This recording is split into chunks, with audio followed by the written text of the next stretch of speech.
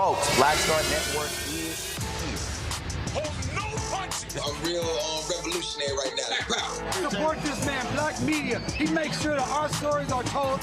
Thank you for being the voice of Black America, Roland. Stay black. I love y'all. All momentum we have now, we have to keep this going. The video looks phenomenal. See, there's a difference between Black Star Network and Black-owned media and something like CNN. You can't be Black-owned media and be scared. It's time to be smart. Bring your eyeballs home. You dig?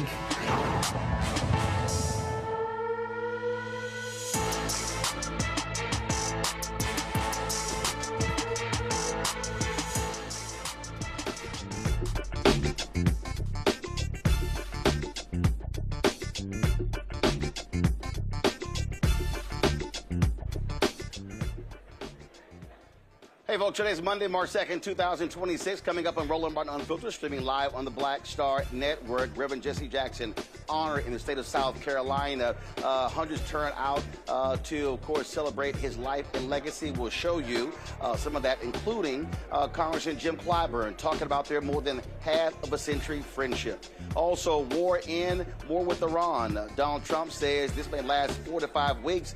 Iran, of course, is firing missiles and attacking other countries in the Gulf state.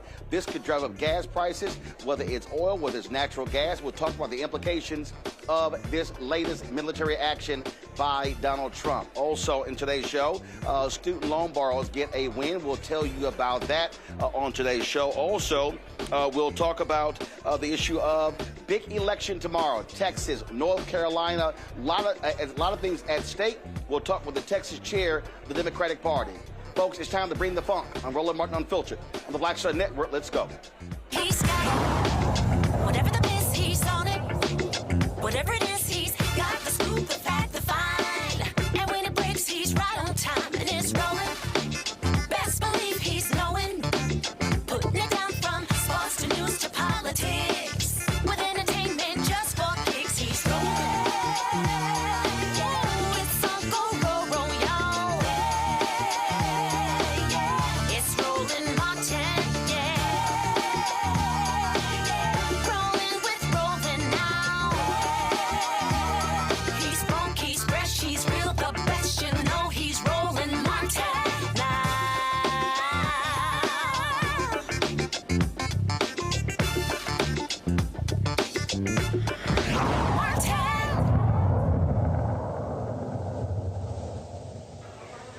Ask him.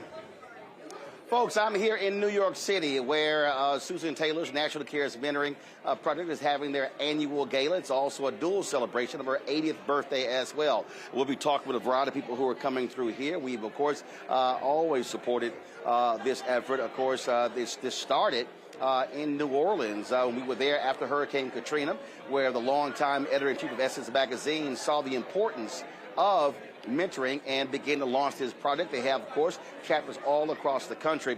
And so, again, the effort here is to raise money for this charity. Of course, we were broadcasting last year, and we're back again this year. And so we're happy to celebrate what's going on here. Now, while this is happening, right now, we are seeing Americans stranded in Dubai as well as other Gulf states after the United States and Israel launched an attack against Iran on Saturday. It's been an air war taking place, not only there, but also Lebanon, Dubai, so many other countries being impacted. Iran has been firing missiles at U.S. air bases in surrounding nations that have been supporting the United States in this effort. And so what we've seen, folks, is with epic fury. They've been targeting officials, military commanders. They took out the Ayatollah Khomeini. He was killed, some 86 years old. But the question is, what is the exit strategy? Today, Secretary of Defense Pete Hegseth spoke about this war. To the media outlets and political left screaming endless wars, stop. This is not Iraq. This is not endless. I was there for both. Our generation knows better, and so does this president. He called the last 20 years of nation-building wars dumb, and he's right. This is the opposite. This operation is a clear, devastating, decisive mission. Destroy the missile threat, destroy the Navy, no nukes.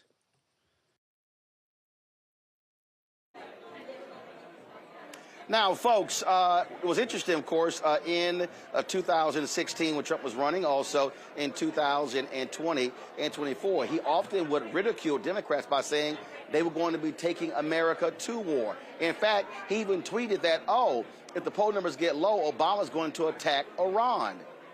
Isn't that interesting? Here's what he said in 2024 about war. You're not going to have a war with me, and you're not going to have a third world war with me. That I can tell you.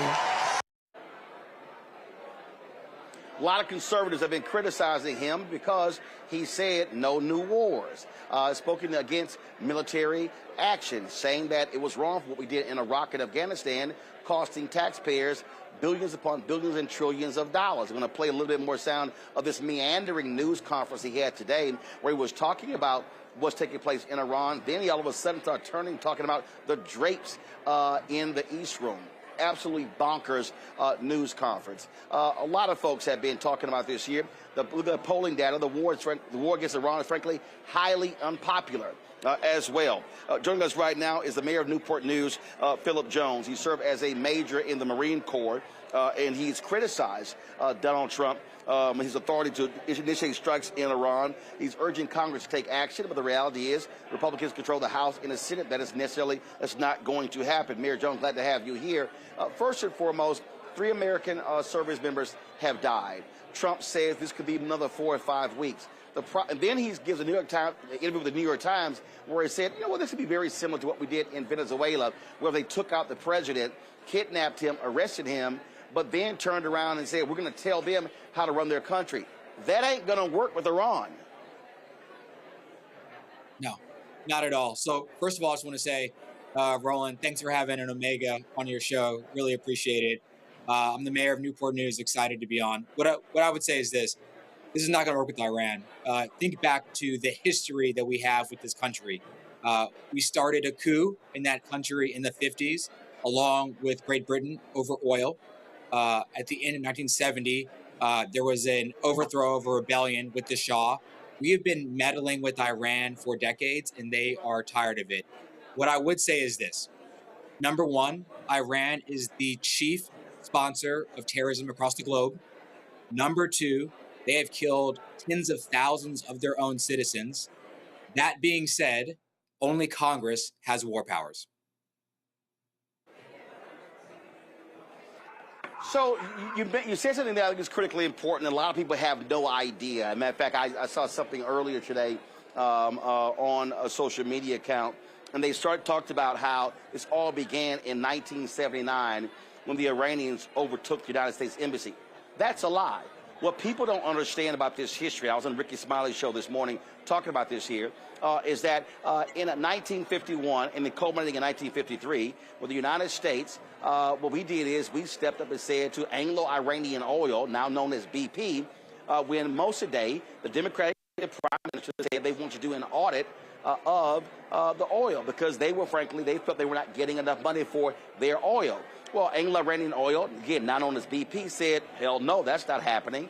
And it was Iranian oil that actually was building Britain during that particular time. They were sort of hesitant to take some action against Mossadegh. Our government, the CIA, says, hey, we'll do it. So we start dropping flyers and other things, causing instability in that particular country that led to a coup. We install a Shah of Iran, who frankly was repressive, leader of that country, and then that's who they overthrow in 1953. Now, Scott Bessent, the Treasury Secretary, openly talked about we did the exact same thing. We undermined the economy in Iran, fomented the dissent there, and now we see what's going on.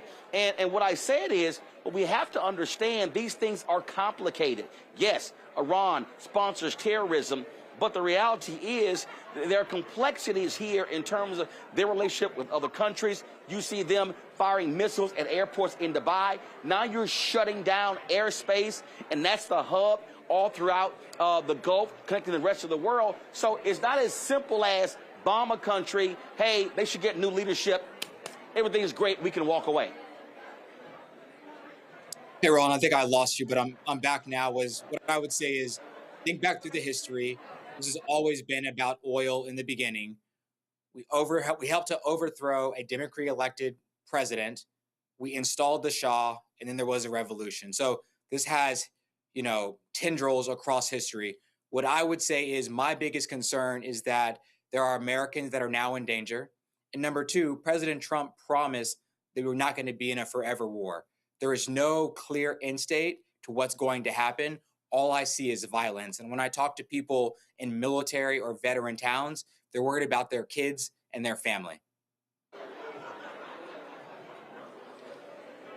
So one of the things that was just crazy today in this meandering news conference of Trump is that not one time did he mention freedom for the Iranian people. Now, the last month or so, he talked about that. And what people need to understand is that when President Obama was there was a deal negotiated regarding the Iranian nuclear program. Israel has always said Iran cannot get a nuclear bomb. And so what then happens? You have the deal. Trump comes in the first time, and he blows up that deal, gets rid of it, said it wasn't a good deal. And so now we're back to the drawing board. And so leaders in Amman said that Iran had agreed to every condition of the United States, but it was Trump, at the behest of Netanyahu, Israeli prime minister, who said, no, we want to bomb them, so we did. So what the hell is the whole point of having a negotiation if you're going to actually go to war?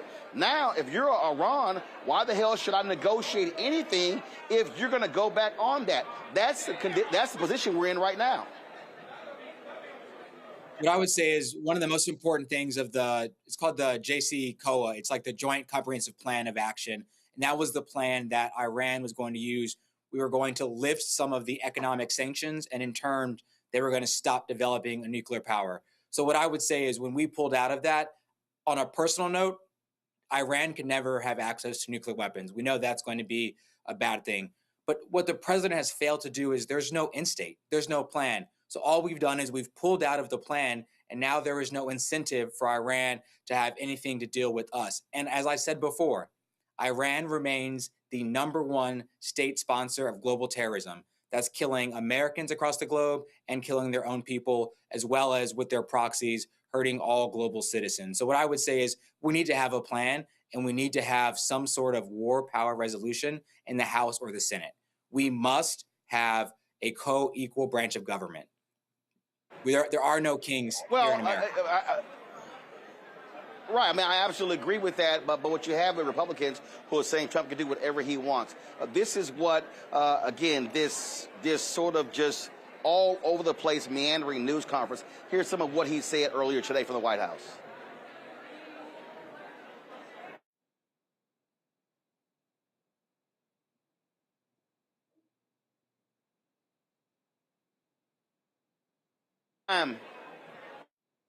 I can't.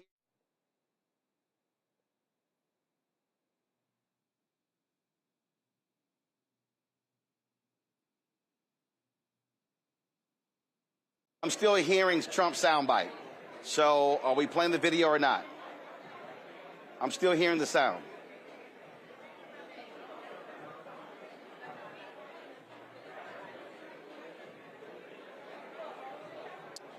All right, was there a technical issue with that, folks?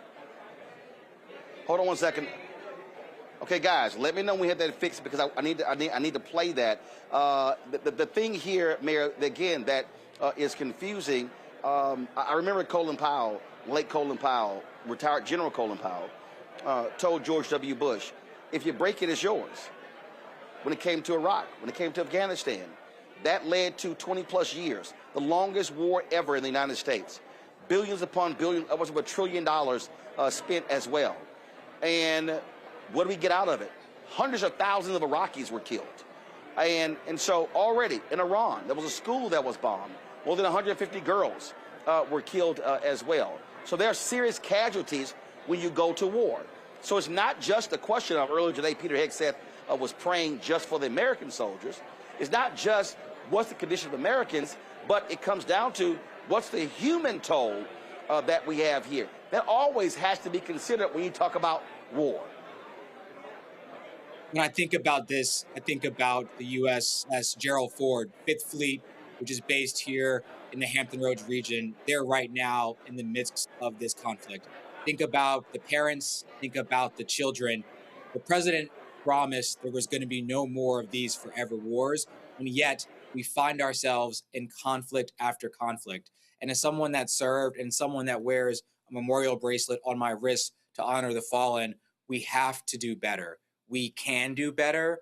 And I would keep calling upon Congress. We have to have some war powers resolution. We cannot let one person take us into war. The human toll is going to be costly. All right, then. Mayor Jones, we certainly appreciate you joining us. Thank you so very much. Folks, this is Donald Trump speaking earlier today from the White House. Keep in mind, we started this war while he was at Mar-a-Lago, palling around at some glitzy fundraiser. Normally, if the United States goes to war, the person occupying the Oval Office is going to be actually at the White House in the Situation Room, not Donald Trump. But this is him speaking today from the White House. We provide a brief update on Operation Epic Fury. Today, the United States military continues to carry out large-scale combat operations in Iran to eliminate the grave threats posed to America by this terrible terrorist regime. Following our obliteration of Iran's nuclear program in Operation Midnight Hammer a short while ago, we warned Iran not to make any attempt to rebuild at a different location because they were unable to use the ones that we so powerfully blew up. But they ignored those warnings and refused to cease their pursuit of nuclear weapons. In addition, the regime's conventional ballistic missile program was growing rapidly and dramatically, and this posed a very clear, colossal threat to America and our forces stationed overseas. The regime already had missiles capable of hitting Europe and our bases, both local and overseas, and would soon have had missiles capable of reaching our beautiful America. The purpose of this fast-growing missile program was to shield their nuclear weapon development and make it extraordinarily difficult for anyone to stop them from making these highly forbidden by us nuclear weapons. We were the ones that were complaining. We were the ones that wanted it stopped. But everybody was behind us. They just didn't have the courage to say so. An Iranian regime armed with long-range missiles and nuclear weapons would be an intolerable threat to the Middle East, but also to the American people. Our country itself would be under threat, and it was very nearly under threat. I was very proud to have knocked out the Iran nuclear deal by President Barack Hussein Obama. That was a horrible, horrible, dangerous document. They would have had nuclear weapons 3 years ago, and they would have used them. Okay, folks. Again, Donald Trump is straight up lying there. Let me go to my panel. Dr. Ame Congo, being a senior professor of electrical school of international service, American University, author of Lies About Black People, How to Combat Racism out of D.C. Thelma Anderson, the creator of the Public Opinion Court and author of Shut Up and Prosecute of the Dallas, Eugene Craig, CEO, X Factor Media. He's going to be joining us shortly as well. Ame Congo, I'm going to start with you. Let's be clear. Donald Trump just sat there and lied.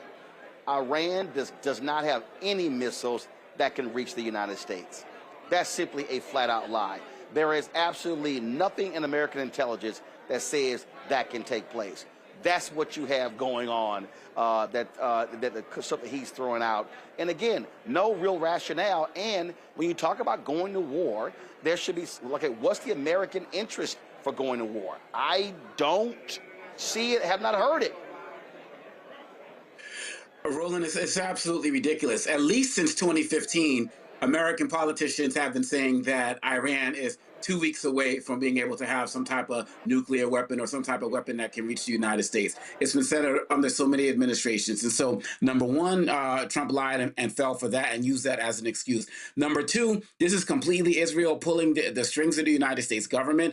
Benjamin Netanyahu said it's been his life mission to get rid of the Iranian regime there, and the United States is helping him do that. So that's also something that he's lying about. Furthermore, we have a man in the Ayatollah Khomeini Roland, he was 86 years old with cancer. He was on his last bed. So it's like, why turn this man into a martyr right now? And lastly, we just see once again that Trump is not an honest broker. Just like they did last year with Iran, they were in the middle of negotiations. The representative from Oman, who was organizing this particular negotiation, said that he actually was in the United States, just met with J.D. Vance, and had a deal on the table that was better than Obama's deal, which is all Trump cares about, is doing something better than Obama. And yet and still, while this man is still in the United States, before he could even get back home to Oman, Trump does this again. This is the ultimate distraction. This is the wag the dog scenario, taken away from Epstein and everything else. But it shows fundamentally that Trump is a violent man, and he feels like he can bomb his way through anything. And lastly, Roland, he said in one of his calls today that Venezuela is going to be the model. And he's going to try to do what he did in Venezuela everywhere else in the world. Iran is not Venezuela. There's 90 million people there. Absolutely. Yeah. First of all, it actually makes no sense. The Venezuelan government is not the same as Iranian government. You're talking about the mullahs. You're talking about the extremists. And let's be right clear. We're not making excuses for them. There's some estimates that some 30,000 people were killed when they shut down protests there. So we know what's happening there. But the bottom line here, I'm going to bring Thelma in here, is that when you do this, you have to factor in all of the implications. When we start talking about war, again, we're seeing right now Iran firing missiles at Dubai, firing missiles at Jordan, firing missiles at Qatar. So now all of a sudden, those countries are now brought in.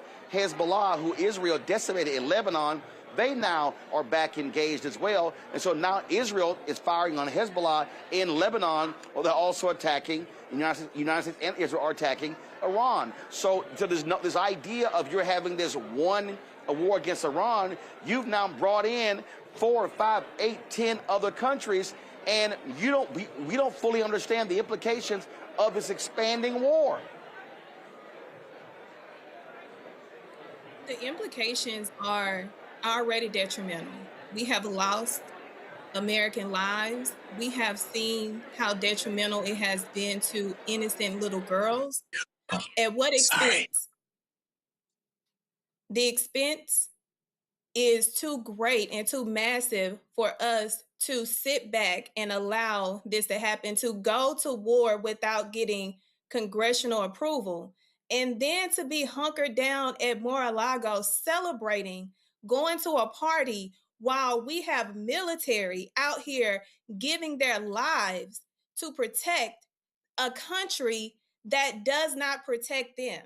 Like, I don't understand how these people think that this is okay for our country to put other countries at risk and then come back and put us at risk from inflation. We got innocent military men and women putting their lives on the line. We have individuals over here that are losing family members and are afraid. We have individuals in other countries that are stranded and don't know if they're going to be casualties of war because of an idiotic president that is trying to create a distraction from us finally seeing him for the monster that he is with this Epstein. This is an Epstein-induced war, nothing more, nothing less.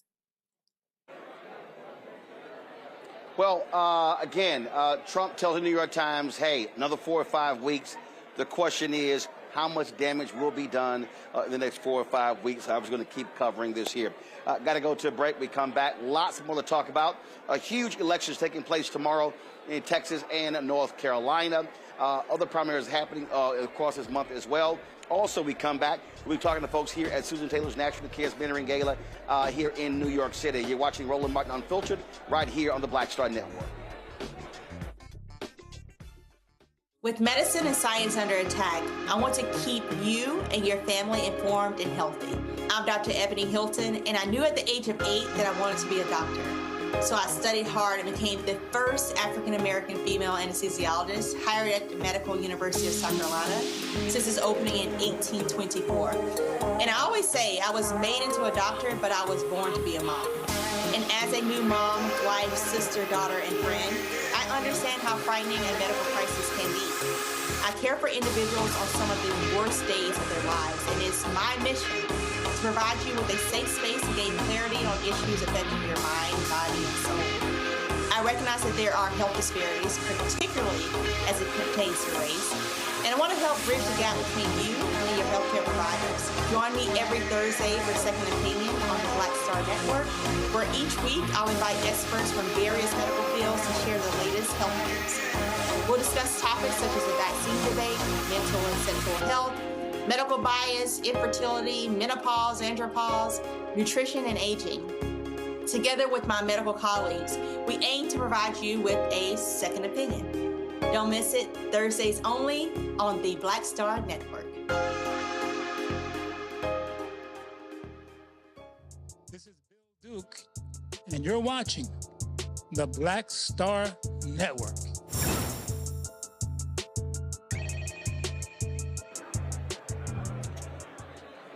All right, folks, welcome back to Roland Martin Unfiltered. As I said yesterday, first of all, as I said before we went to the break, lots of things happening. Huge election tomorrow happening in Texas and North Carolina. Of course, we're going to be talking about that. Also, let's talk about a huge ruling that came down today regarding the student loan issue. Now, of course, remember President Joe Biden offered significant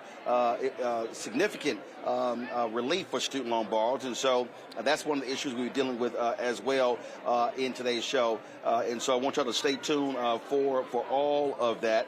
That we want to deal with. But I want to go back to, first of all, has Eugene Craig joined us? Let me know if Eugene has joined us. Okay, so Eugene will be joining. So Eugene will be joining us shortly. And so we'll cover those stories later. But folks, today in South Carolina, all eyes were on that state as a native son returned home, Reverend Jesse Jackson Sr., who passed away, of course, a week before last at the age of 84. Lying in state in South Carolina. There was a ceremony that took place there. A number of dignitaries were there speaking, including Ambassador Andrew Young. Because of the cold in Chicago, he's not going to be able to make the funeral taking place there this Friday, but he spoke there as well. And among those speaking was Reverend Jackson's longtime friend, Congressman Jim Clyburn, and he talked about their relationship and how close they were. Please remain. Jesse Louis Jackson and I attended rival high schools. He up at Sterling in Greenville, I at Mather Academy in Camden. We played football and basketball against each other. Our teams did. Jesse was the star quarterback at Sterling. I was a prolific bench warmer at Mather. But the rivalry was there. He could play and I could yell. And then that relationship extended and even became more intense when he decided to go to North Carolina A&T, and I went to South Carolina State. We had an intense rivalry. But then, independent of each other, we both made a decision to become a member of Omega Psi Phi fraternity. And it was in that brotherhood that we developed a love and respect that lasted throughout the ages. His mother, Helen, was one of my best friends. Jesse and I had to get along because Helen willed it. When I ran the statewide office, she and Lotta Gibson with fried chicken when I was in Greenville. But when I was down in Georgetown, I never shall forget the night we kicked off a big rally in Georgetown. And I looked, and who was walking into the door of that church? But Helen and Lottie Gibson had driven all the way from Greenville to Georgetown to help me launch my political career. I had no way of knowing that I would live to serve in Congress with their grandsons, and our children would develop a friendship. When I walked over to speak to Jesse Jr. just a few minutes ago, he says, "I've been talking with Mignon, my eldest." This is a friendship that spans generations. I opened the program 2 nights ago, quoting from an iconic pamphlet, words written at a time this country was trying to give birth to itself. 1776. In about 5 months, we are going to be celebrating the 250th anniversary of this country's existence. And I quoted Thomas Paine's famous words when he wrote, "These are times that try men's souls. Summer soldiers and sunshine patriots will, in the crisis, shrink from the service of their country. But he that stands it now deserves the love and thanks of man and woman, for tyranny, like hell, is not easily conquered. Yet we have this consolation with us, that the harder the conflict, the more glorious the triumph. Because Jesse Louis Jackson was not a summer soldier. He was not a sunshine patriot. He stood the times, and because of his efforts, I am able to sit where I sit today. I can remember those battles to get rid of winner-take-all elections. Who precipitated that? Jesse Louis Jackson. And I don't care what anybody may say you to the contrary. Were it not for proportional voting in our primaries, Barack Obama never would have gotten the nomination to be president of these United States of America. It was when we got rid of those winner-take-all elections that Jesse was the precipitator of. I hear people talking all the time these days about proportional voting and how new that is. Ain't new. Jesse gave birth to it all.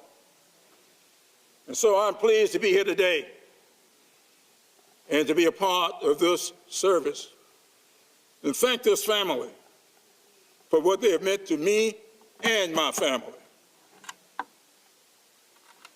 There's an emotional connection. So, folks, there's not going to be a funeral here in Washington, D.C. on Wednesday. Biden's returning to Chicago.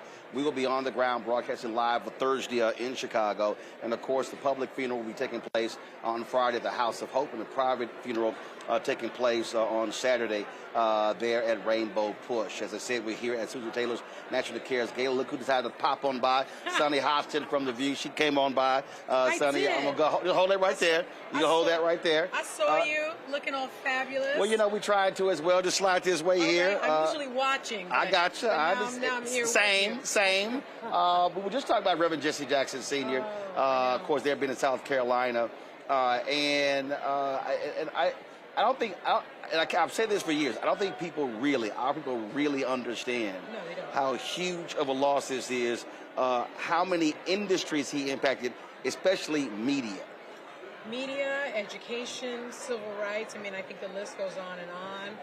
We lost a true giant. I mean, this is someone who ran for president and came pretty close. I think that's something that people don't remember. They don't remember that he was Martin Luther King Jr.'s right hand in many respects. And he taught little girls, and boys, I'm old enough to say, I remember the I am somebody. I remember that. And I had the pleasure of knowing him, speaking with him, and he never stopped. He never stopped just representing us, fighting for us. And it's a huge loss. I actually don't think, not you, but let's say mainstream media, or whatever you want to call it, they're just not doing his legacy justice. Nope. They're not. No, they're not. But that's one of the reasons why I've always said you got to have black-owned media to tell our story, because we can't count on somebody else to tell your story. Absolutely. And perfect. And you do it so well. I appreciate it. I appreciate it. And perfect example, even being here. Look, what Susan Taylor has done. This is a combination of her 80th birthday, but also supporting this effort. And how they have touched so many young folks nationally with mentoring who desperately need it. Yes, with cares. I've known Susan Taylor for a very long time. She's someone that has reached out to me consistently. We talk often, and she supports me in ways that so many don't. When I first took a job at The View, she was one of the first phone calls that I got. And through the years, she has reached out to me, just checking in, asking, are you okay? Mm-hmm. Are you okay? And that's something that we do for each other. You and I do that for each other. I think people forget we worked at CNN together. But Susan Taylor is also an icon, a legend, has impacted me personally, but so many people, so many young people personally. And she continues the work. It's her 80th birthday. Right. And she doesn't look like she's slowing down. I don't know. I adore her. That's why I had to be here tonight. All right. Well, son, it's good to see you. All right. Look forward to a great night. Love you, my friend. All right. Thanks a bunch. Lee as well. All right. All right, folks. Sonny Hostin from ABC's The View. Let's do this here. We're going to go to a quick break. We're going to come back. We're going to talk about the huge election taking place in Texas tomorrow, United States Senate race, Republican and Democratic side. Also, don't forget, you've got congressional races. You got Congressman Al Green running against Congressman Menifee after the Republicans redrew the lines. And so lots to talk about. We're going to talk about the Texas Democratic State Chair. Next, Roland Martin Unfiltered, the Black Star Network. Don't forget to support the work that we do. Join our Bring the Funk fan club. If you want to contribute to our fan club, you can Cash App. Use the Stripe QR code. You see it right here on the screen. That's for credit cards as well. Checks and money order. Make it payable to Roland Martin Unfiltered, P.O. Box 57196, Washington, D.C. 2003 70196. Cash, first of all, PayPal, R. Martin Unfiltered, Venmo, RM Unfiltered, Zelle, Roland at RolandSMartin.com, Roland at RolandMartinUnfiltered.com. We'll be right back. I'm Brittany Noble, Midwest-born, HBCU educated with experience in newsrooms across the country. Well, I've teamed up with Roland Martin to bring to you The Breakdown. This isn't just news. It's our stories, our voice, our community. Join me for The Breakdown, Monday through Friday at midday, only on the Black Star Network. What's happening? This is your man, Motown recording artist Kim. You are watching the Black Star Network.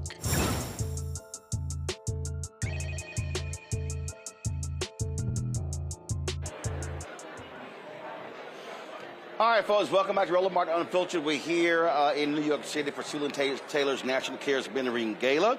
And so we'll be chatting with her a little bit later. Tamron Hall, she came by. We're going to have her back as well, talking about what's happening here. But now let's talk about what's happening in Texas. All eyes are on Texas. Big primary tomorrow, March 3rd. Early voting ended on Friday. Massive turnout all across the state. You have State Representative James Tallarico running against Dallas Congresswoman Jasmine Crockett. They're vying for the Democratic nomination for United States Senate. On the Republican side, you've got MAGA Texas Attorney General Ken Paxton running against incumbent MAGA Senator John Cornyn. Then you have MAGA Congressman Wesley Hunt. And so that could go to a runoff. But really what a lot of people focus on is what's happening in Texas. And so let's talk about that. Again, being a native Texan, we focused on that. We've been talking about it, lots to deal with. And so massive amounts of energy that we're seeing as well all across Texas with the turnout. Kendall Scudder is the chair of the Texas Democratic Party. Kendall, I'm glad to have you on Roland Martin Unfiltered. Let's talk about this. Look, it's a massive state, 254 counties. So much attention is obviously focused on the Big Five. Of those Big Five, Dallas County, Harris County, Bexar, Travis, and then Tarrant County, the last large red county. But it's 249 others. And so it's really important for a Democratic candidate to actually do well in those counties, because typically that's where Republicans have beaten Democrats in Texas, by running the margins up in those smaller but very important counties. That's absolutely correct. And a challenge that the Texas Democratic Party has faced in the past is that they've just been getting out organized. I mean, if you look at the state of Texas, only 36% of our precinct chairs are full. And if you look at the counties, about 20% of them are sitting vacant with no county chair.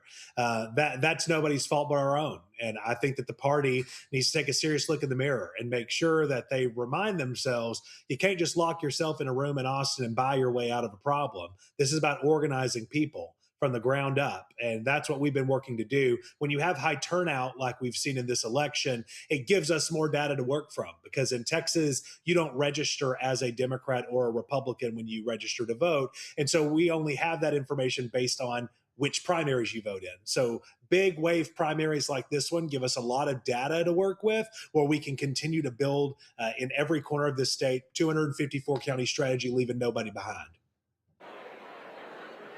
On that particular point, when you say a 254 county strategy, listen, I'm born and raised there. My parents born and raised there. All my family is there. When you talk about people, when you talk about working elections, listen, you've got 2 million or so eligible unregistered Latinos.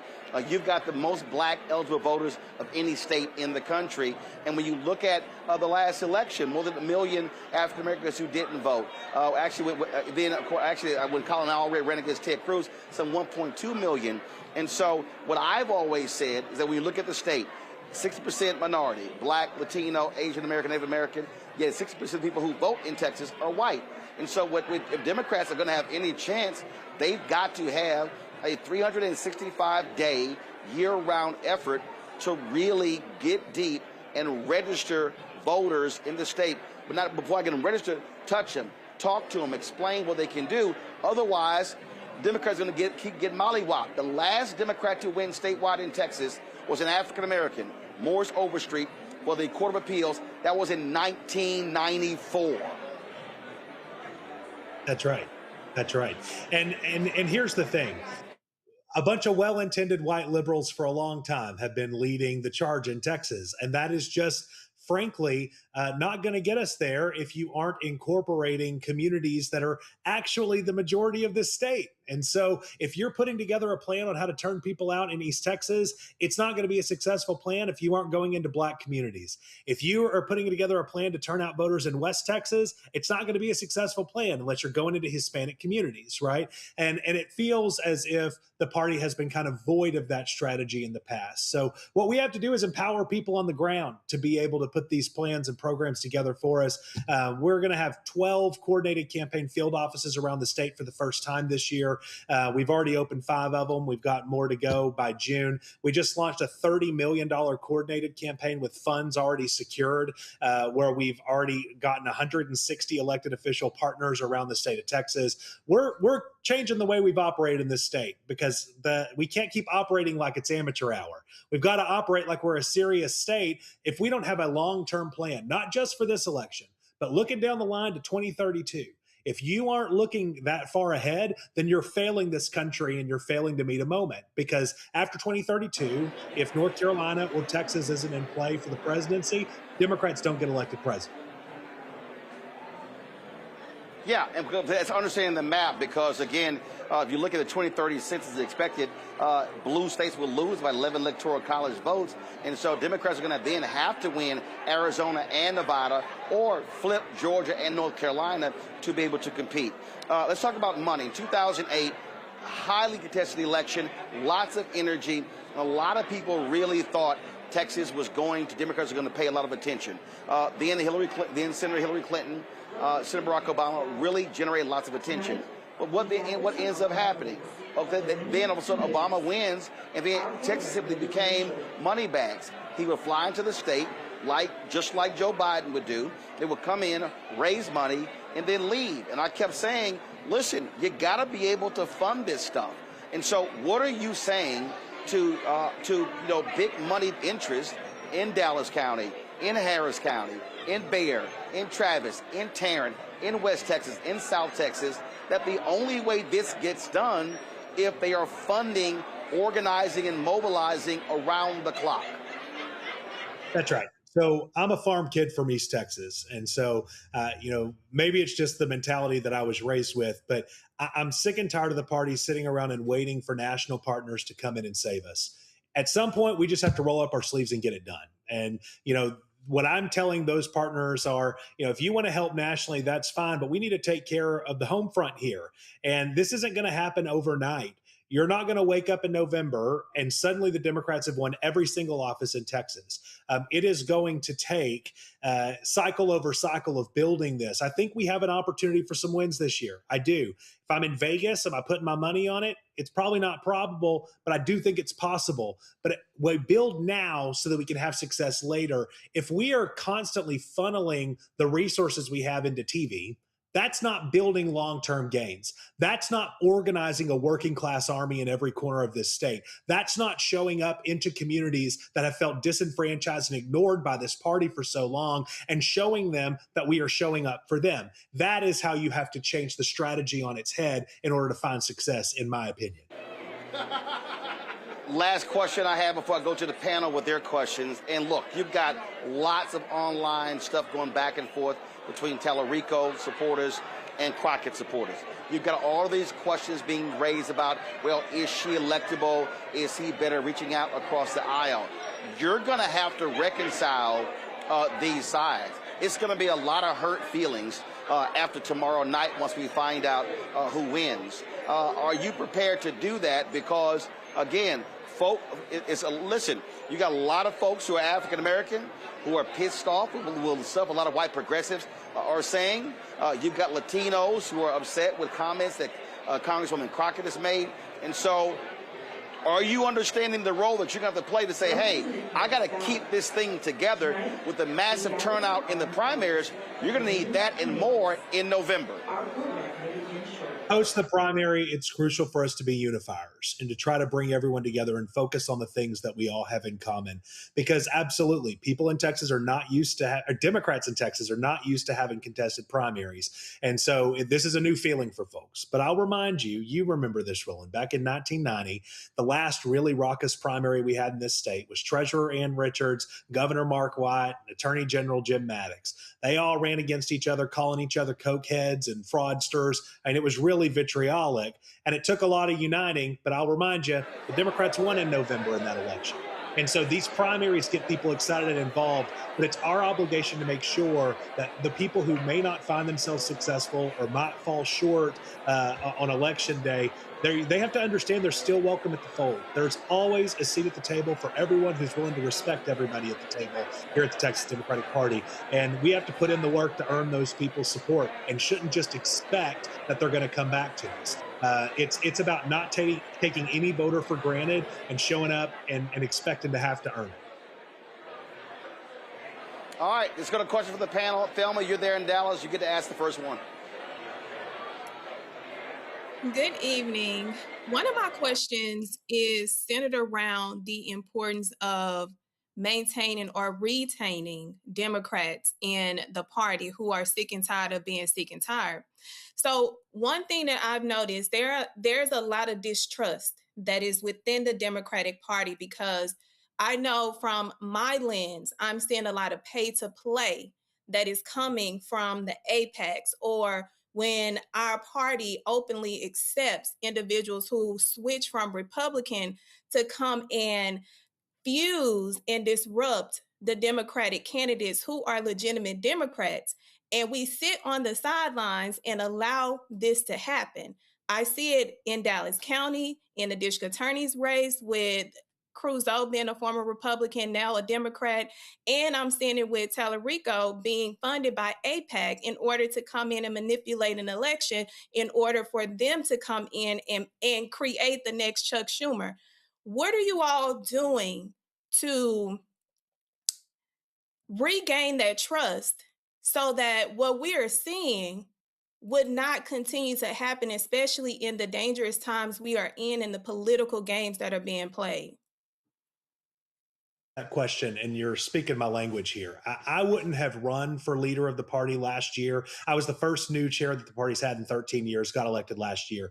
I wouldn't have run if I was happy. I ran because I was one of those people who was pretty pissed off at the way that the party had carried itself. I'm from the progressive wing of the party, and I feel it's unacceptable for a party to negotiate the way to negotiate away the things that are important to our base and to constantly try to grovel towards the center. One thing Republicans understand that Democrats don't is that your base are the ones who brung you, and they're the ones that you need to stand for and fight for. So what I tell candidates all across the state, they don't have to agree with me. I don't get to tell them what to do, but I will say I don't want to see a single one of them going around the state talking about preserving Social Security. They should be talking about expanding Social Security. They shouldn't be talking about making sure people get to see a doctor when they're sick. People should be able to see a doctor before they get sick. We are supposed to be a party that is unapologetically on the side of working class people, that will take on whatever billionaire, whatever banker, whatever bootlicking bastard we have to make sure the little guy gets his seat at the table. And we have not been that as a party. We have been a party defending institutions because we were patriotic Americans who loved it and didn't want to see Trump tear it apart. But we have to recognize real quick that there's a reason that 1.1 million Democrats who voted in 2020 stayed home in 24. It was because they felt like we negotiated them away and negotiated away the things that were important to them. So the strategy that I take is I need to make sure that our base understands that when you are a member of the Texas Democratic Party, we value our base and we're going to hold our Democrats accountable to make sure they're doing the right thing. That's why I fought so hard to make sure we were pursuing the quorum break last summer, where we were able to end up getting Prop 50 passed in California and get these districts redrawn, because it's essential for us not to just grovel and do everything we can to get crumbs. People elected us to throw down and fight. And that's the role that I think the party has. And that's the space we should occupy. All right, folks, I've got about 3 minutes left. I got 2 questions to ask. Eugene, Craig, your questions. Gene Craig, I'm one of those former Eugene, there you go. Republican. There you go. Do you hear me? Can you guys hear me? Okay. I guess my question is this: as a Republican that crossed over for Kamala, and so goes Kamala, so go I. My question is this: are y'all prepared to go to hell and going to go to a deeper hell when it comes to Ken Paxton, if he's so the nominee on the other side? One of the things that's frustrated me about Democrats, especially being a Republican that came up in the 2010 era up until now and whatnot, is that when it comes to this is a zero-sum game. And I need y'all to go to complete hell and then beyond. Drag him from El Paso all the way up to the borders of Texas and back to make sure your candidates go over the finish line. So my question is, as a chairman, are you willing to go to complete hell when it comes to Paxton? Because there's more than enough there to really the carpet bomb and turn out folk and really, I mean, this should be a cakewalk getting your people over the finish line with Paxton on top of the ticket. Ken Paxton's a certified garbage person. Yeah, Ken Paxton's a certified garbage person. And if we as a party aren't willing to drag him and his terrible behavior, things like cheating on his wife with a married mother of 7, if you aren't willing to stand up on a stage and to throw punches at the attorney general, then you don't deserve to be a leader in our party. I know that sometimes that can be scary to folks, but the reality is people are counting on us to meet this moment. And people like Ken Paxton are not worthy of public office. Okay. Omakongo, your question.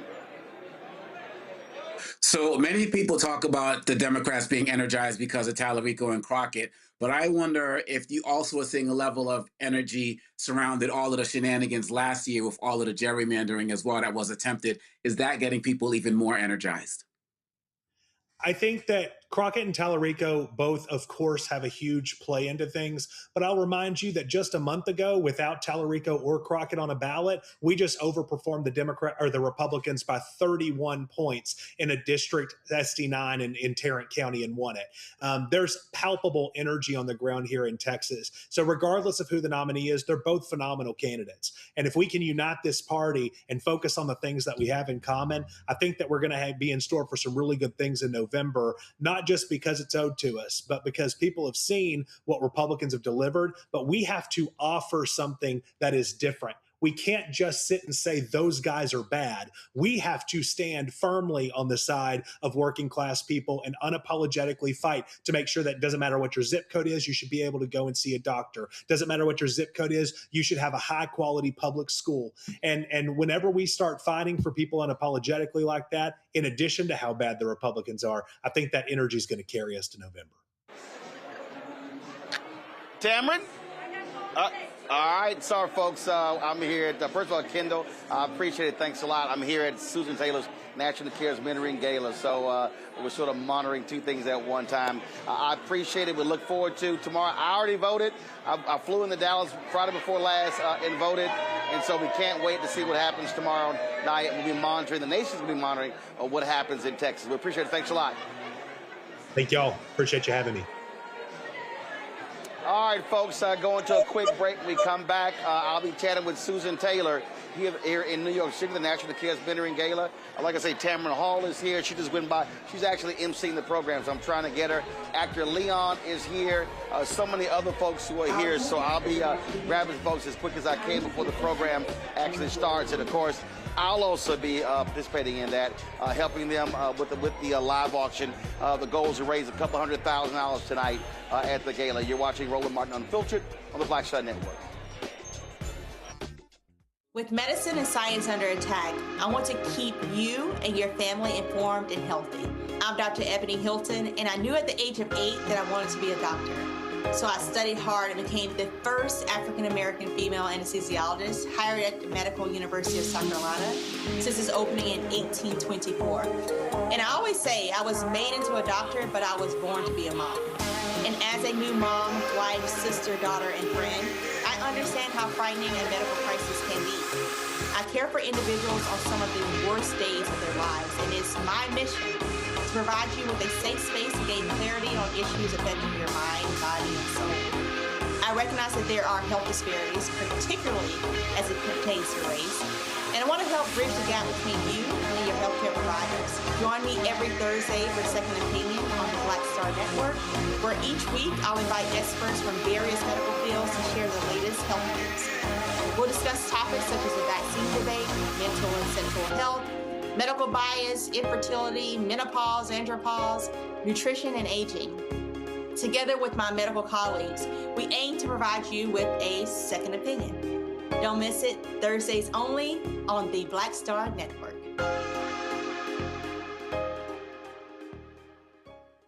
Hey, I'm Malcolm Lee, and you're watching the Black Star Network.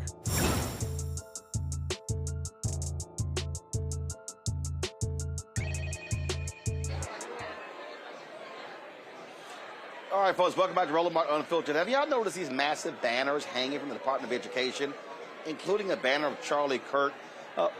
This is looking like North Korea. So they put these banners up, Booker T. Washington, Charlie Kirk, and others. I don't know what the hell that's about. That's what Donald Trump is doing. And it's absolutely crazy.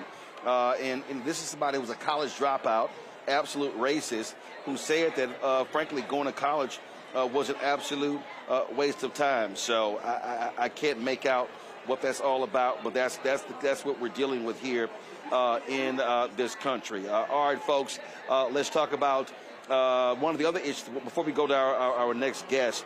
There was a young man who was on this show, played quarterback at Bethune-Cookman. Tragically, he was killed over the weekend in a single-car accident. His name is Dominique Ponder. He had transferred to Colorado. 23 years old. He lost control of his 2023 Tesla around 3 a.m. in Boulder County. He struck a guardrail and electrical pole before rolling down in the embankment and catching fire. He's pronounced dead at the scene, as investigators are saying speed was a factor. Again, he was a third-year sophomore from Opelika, Florida. He transferred from Bethune-Cookman to Colorado. And so he was on our show 3 years ago with his parents talking about the Ed Reed controversy when he was hired, not hired, and, was he let go? Was all sorts of back and forth that took place there. And so this young man, we appreciated having him on the show. He was very outspoken and vocal about the critical issues. And, it's just, bottom line is tragic. Dominique Ponder, he was just 23 years old. All right, folks, on Friday, a U.S. District judge in the Eastern District of Missouri dismissed the multi-state lawsuit challenging the SAVE plan. Judge John Ross ruled that the case was moot because both parties no longer held opposing legal positions. Education, of course, is now legally required the Department of Education, they are legally required to administer the plan, allowing borrowers to benefit from lower monthly payments and faster forgiveness, at least temporarily. Matria Spatzer, the Vice President and Federal Policy Director of the Center for Responsible Lending, joins us right now. I'm glad to have you here. Matria, first of all, walk us through this here. And so what is the impact on the borrower? Because the Trump folk, they were trying to move it to Commerce or Treasury. They were doing all sort of crazy things and not having it administered in the Department of Education. Yeah, well, no, first of all, thank you so much for letting me be here today, Roland, to talk about this ruling. I have to tell you that the jury is actually still out on what the ultimate impact is. And that's because right now, the administration has been very, very silent about their next steps. The reality is that they can choose to appeal the judge's ruling, and if so, we'll be back in court once again. But if they do not, the other alternative is that they could issue a rulemaking and try to stop the SAVE program that way. And then finally, just as a matter of law, under the big, brutal bill passed by this administration last year, in July 1st, 2028, the SAVE program will terminate as a matter of law anyway. So the truth is that right now, for the 7 million student loan borrowers who are still on the SAVE program, they're very much in limbo. And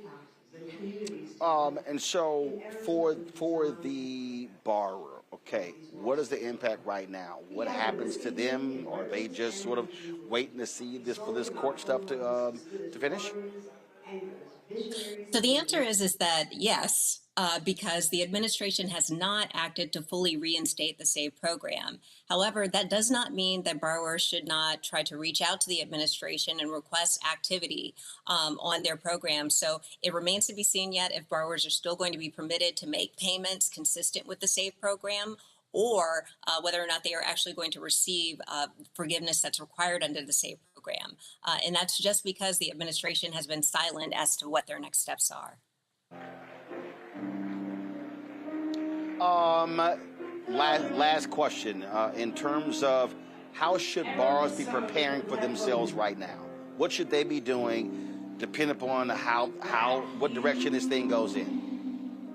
Right. Well, so there are a couple of things that I would encourage borrowers to do.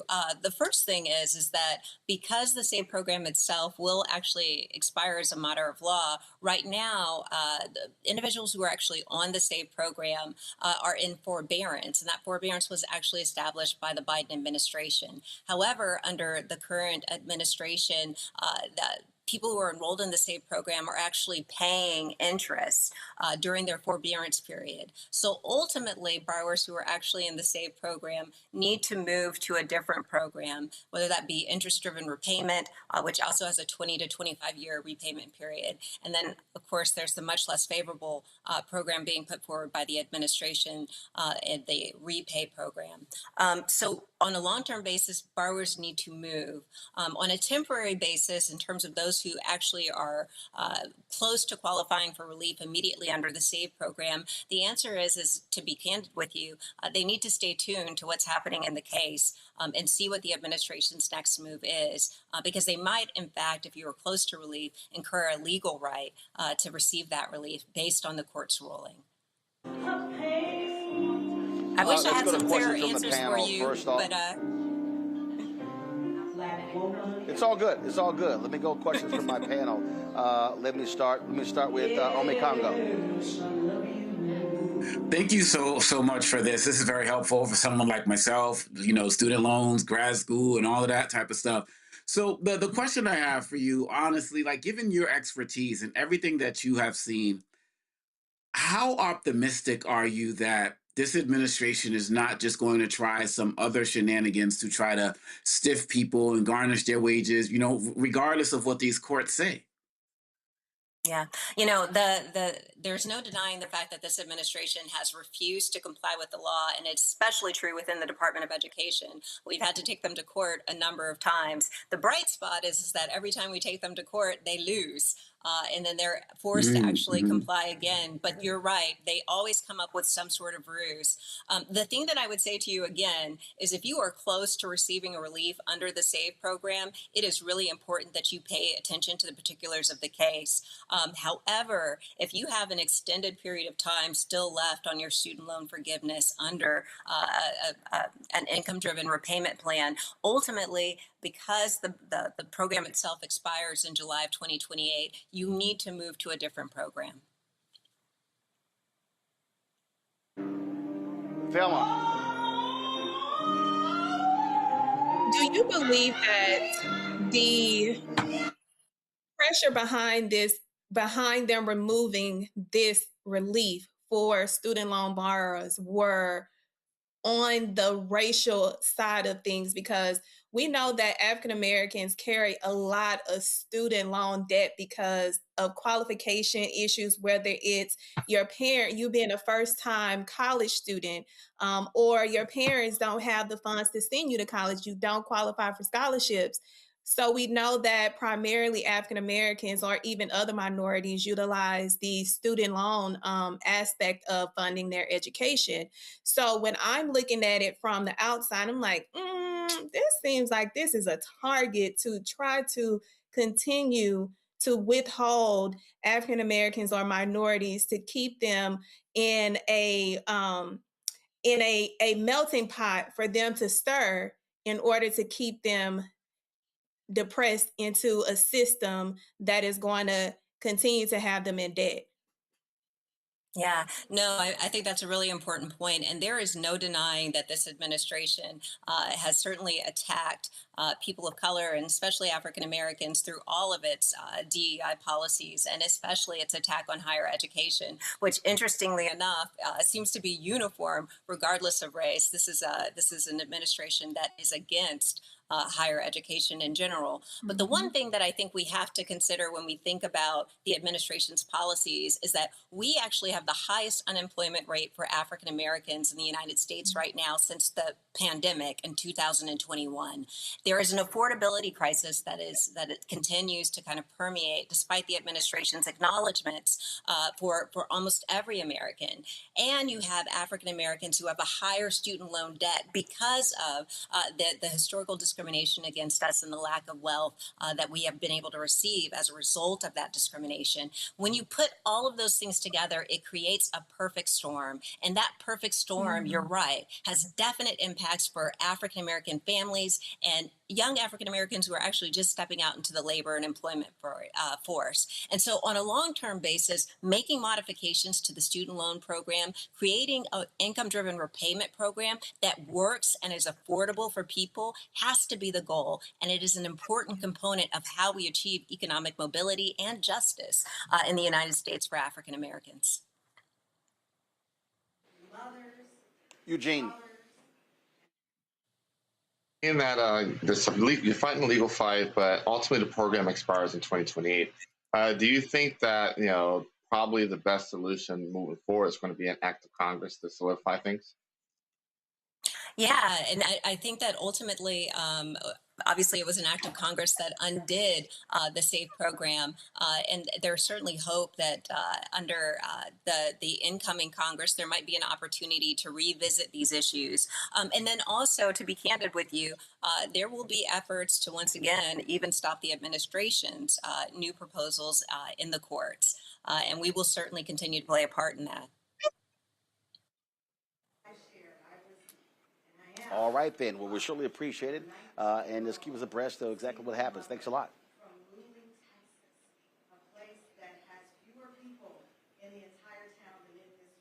All right, then. Folks, we're going to go to a commercial break. The program has already started here in New York City. We're going to come back with headlines with Brittany Noble.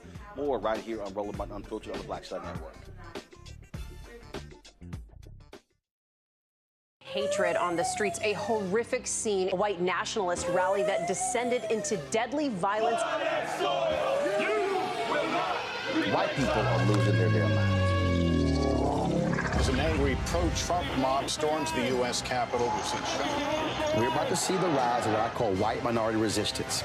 We have seen white folks in this country who simply cannot tolerate black folks voting. I think what we're seeing is the inevitable result of violent denial. This is part of American history. Every time that people of color have made progress, whether real or symbolic, there has been what Carol Anderson at Emory University calls white rage as a backlash. This is the rise of the Proud Boys and the Boogaloo Boys. America, there's going to be more of this. Here's all the Proud Boys, guys. This country is getting increasingly racist in its behaviors and its attitudes because of the fear of white people. The fear that they're taking our jobs, they're taking our resources, they're taking our women. This is white fear.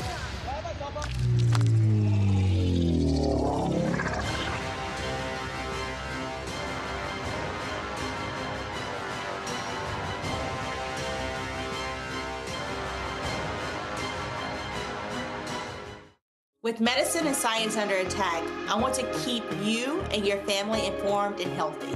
I'm Dr. Ebony Hilton, and I knew at the age of 8 that I wanted to be a doctor. So I studied hard and became the first African-American female anesthesiologist hired at the Medical University of South Carolina since its opening in 1824. And I always say I was made into a doctor, but I was born to be a mom. And as a new mom, wife, sister, daughter, and friend, I understand how frightening a medical crisis can be. I care for individuals on some of the worst days of their lives, and it's my mission to provide you with a safe space to gain clarity on issues affecting your mind, body, and soul. I recognize that there are health disparities, particularly as it pertains to race, and I want to help bridge the gap between you and your healthcare providers. Join me every Thursday for Second Opinion on the Black Star Network, where each week I'll invite experts from various medical fields to share the latest health news. We'll discuss topics such as the vaccine debate, mental and sexual health, medical bias, infertility, menopause, andropause, nutrition, and aging. Together with my medical colleagues, we aim to provide you with a second opinion. Don't miss it, Thursdays only on the Black Star Network. I'm Brittany Noble, Midwest-born, HBCU educated with experience in newsrooms across the country. Well, I've teamed up with Roland Martin to bring to you The Breakdown. This isn't just news. It's our stories, our voice, our community. Join me for The Breakdown, Monday through Friday at midday, only on the Black Star Network. Hey, I'm TD Jakes, and you are watching the Black Star Network.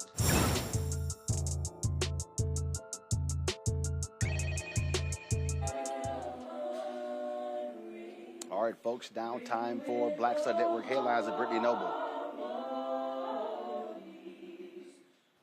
A 2022 survey has identified between 60 and 88 unmarked burial sites in Stafford County, Virginia, believed to contain the remains of enslaved Africans. The Brent family once owned the land dating back to the 1600s. Previous archaeological digs conducted between 1995 and 2002 also revealed additional unmarked graves near a brick wall and along a slope leading to a swampy area. Researchers are currently working to locate historical records and descendants related to the enslaved individuals buried at the site. No excavations will take place without the support of those descendants.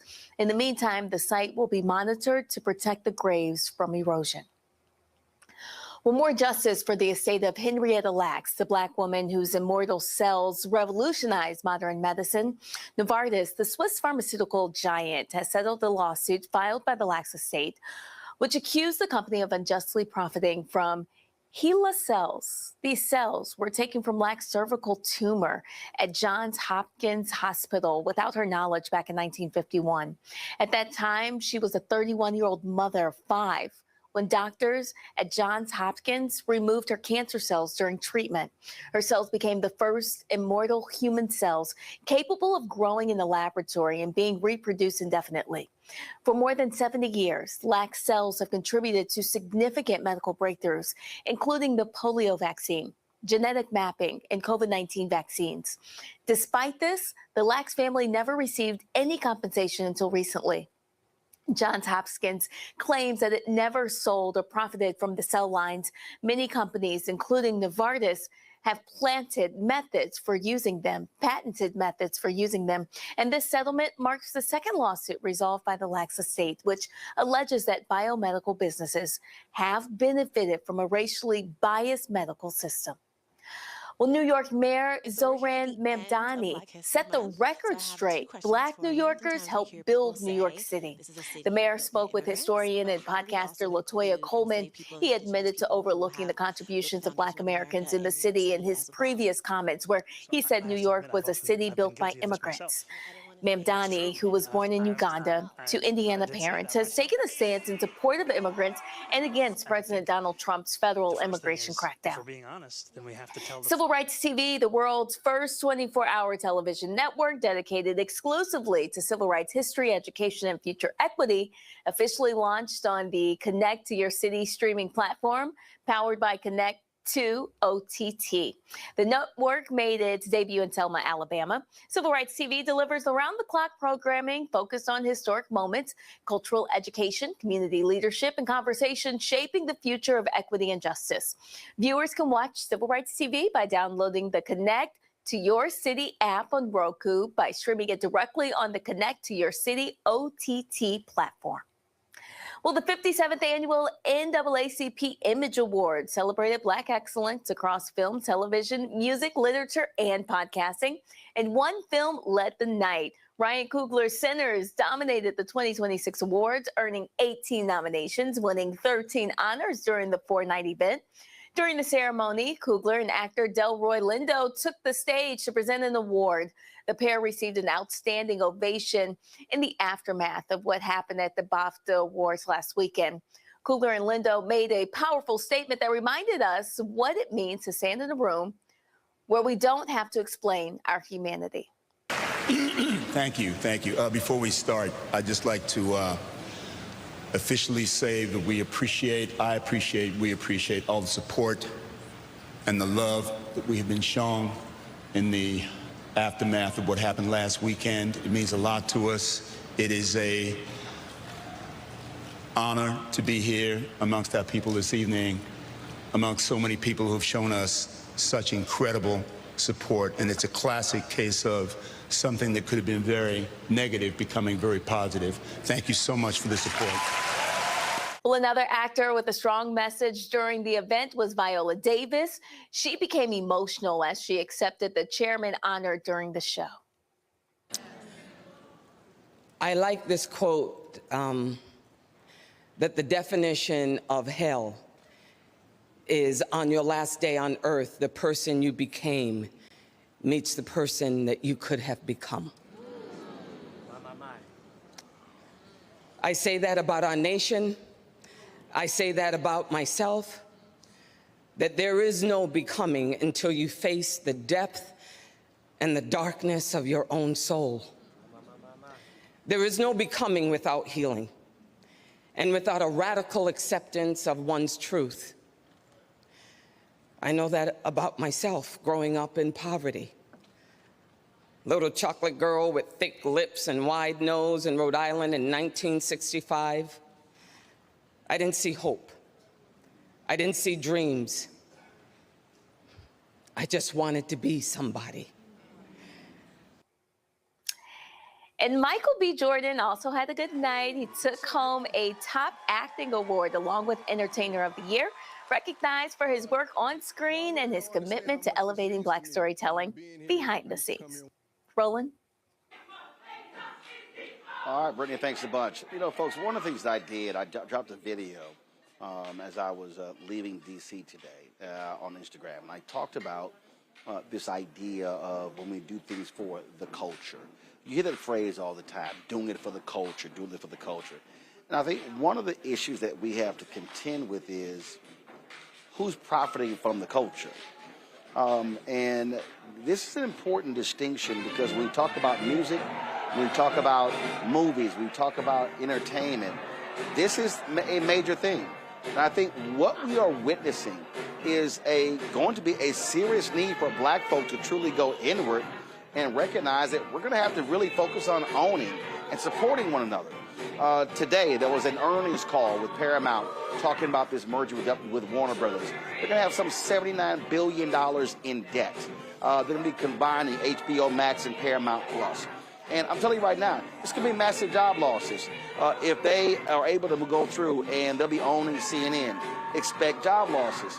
And what I am saying to African Americans, people in music, I'm tired of seeing these videos of black folks who have record deals where they're losing money and saying, oh my God, I'm not earning anything from it. We have to stop being the show and we must be the business. So, and we have to really, that has to be our focus and our state of mind. So I want our panel to weigh in on that. Eugene, I want to start with you because if we're not having an owning conversation, that means somebody else doesn't look like us will be owning our music, owning our movies, owning our news, owning all of that. And so I'm tired of this phrase, let's do it for the culture. No, how about we own the culture? I agree. And look, American culture, which in reality is black culture, is America's greatest export. We have to own the culture. We have to own the means of production, especially in an era where you have unfettered access to platforming, right? You have unfettered access. Artists right now can go to DistroKid, CD Baby, and upload a whole complete album. A movie maker can go and fully distribute their movie on numerous amounts of platforms, if not even create their own platform. I just, a couple minutes ago tweeted out that, there's something to be happening on another network. And I said that needs to happen on a black-owned network, whether it's here, whether it's one of the other networks, but it needs that moment needs to happen somewhere black-owned because it's black-centered, that was driven by a black-focused audience, and there's money's going to be made on it. That should be made by a black-owned network. And so I agree with you 100%. Doing it for the culture feels good, but doing it for the pockets and doing it for the business that actually benefits the culture will actually sustain, the community going forward. Thelma, again, some folks may disagree. They may say, well, it's not always about the money, but here's the whole deal. When I look at these documentaries that are being done about music artists, very often, not black producers, not folks who are owning that. So I'm like, wait a minute. So we got white managers and white executives who are earning the money. I made a point that I said, people want to understand how this works. Just simply go to Deadline.com, go to THR.com, Variety.com, TheWrap.com. When you look at who gets hired, who the executives being hired, very few looks like us. The people who are making, David Zaslav is CEO of Warner Discovery. He's going to walk away with $700 million in this merger. You know what? It's going to be a lot of other people making tons of money, don't look like us. And this is what I'm saying. There are people who don't look like us who are sending their kid and their grandkids to college on the money that black folks generated for him. I love Prince, and people wanted to sample his music, and he said, if you don't own your masters, you can't sample my music. He said, because I'm not sending somebody else's kids to college. Business has become one of the most exciting ventures in my practice. I intentionally created BYOB, which is Build Your Own Business, which is to empower minorities in knowing every aspect of the building blocks, the foundation, the structure, because oftentimes that's where the rubber meets the road with a lot of minorities, especially African Americans, is not properly structuring and protecting your business. Right now, I am seeing an influx in creators, their brands being stolen through intellectual property. But for if you would have taken that money and invested in protecting your brand, you would not have to now come back and undo it because your common law rights. You wouldn't have had that issue if you would have done it up front. The biggest problem I see with us is not investing up front into your business in order for you to go out and put everything in order. We are needed. We know we got the sauce, but how we going to continue to put out the recipes if our structure is not properly sound? So the thing that I see as not only a lawyer, but as an entrepreneur and a two-time inventor is that fear. Why are you afraid? They want you to be afraid, and they want you not to collaborate with each other so that you all can get to the top, even if you're in different industries. So the time is now. When we saw this, I saw this coming 4 years ago during the pandemic. I said there's going to be a reckoning where African Americans who have the ability to be innovative and be useful to creating their own business. But if you stay in a position long enough, you're going to miss your blessing, and you're going to show your level of disobedience to where then you're going to have to come back and start completely over, and it's going to be harder. So when time says to start, it's to start and to do it right.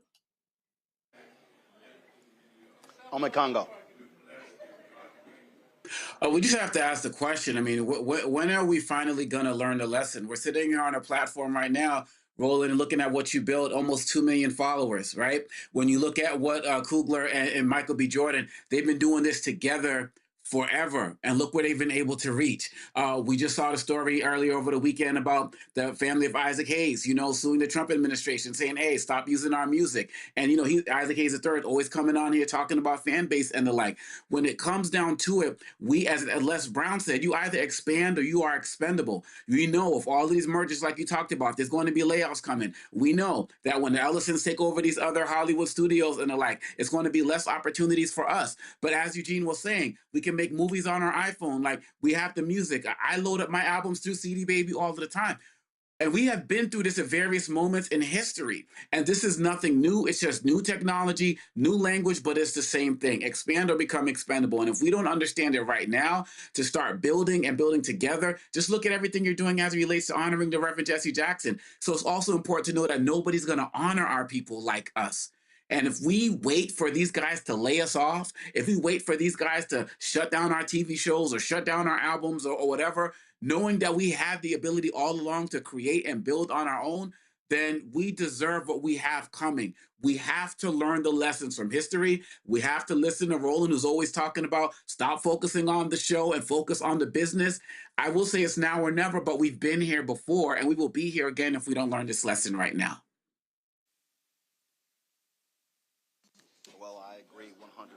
Let me thank our panel, Ome Congo, Thelma, as well as Eugene, for being on today's show.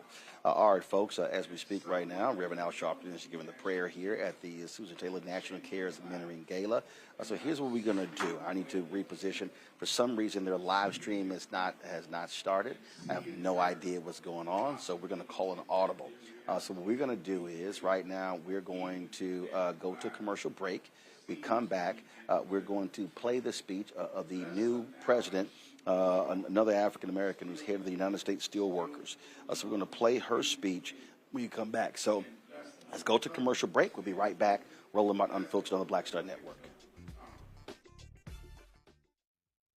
With medicine and science under attack, I want to keep you and your family informed and healthy. I'm Dr. Ebony Hilton, and I knew at the age of 8 that I wanted to be a doctor.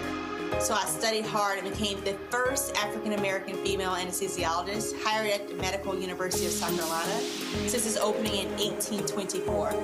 And I always say I was made into a doctor, but I was born to be a mom. And as a new mom, wife, sister, daughter, and friend, I understand how frightening a medical crisis can be.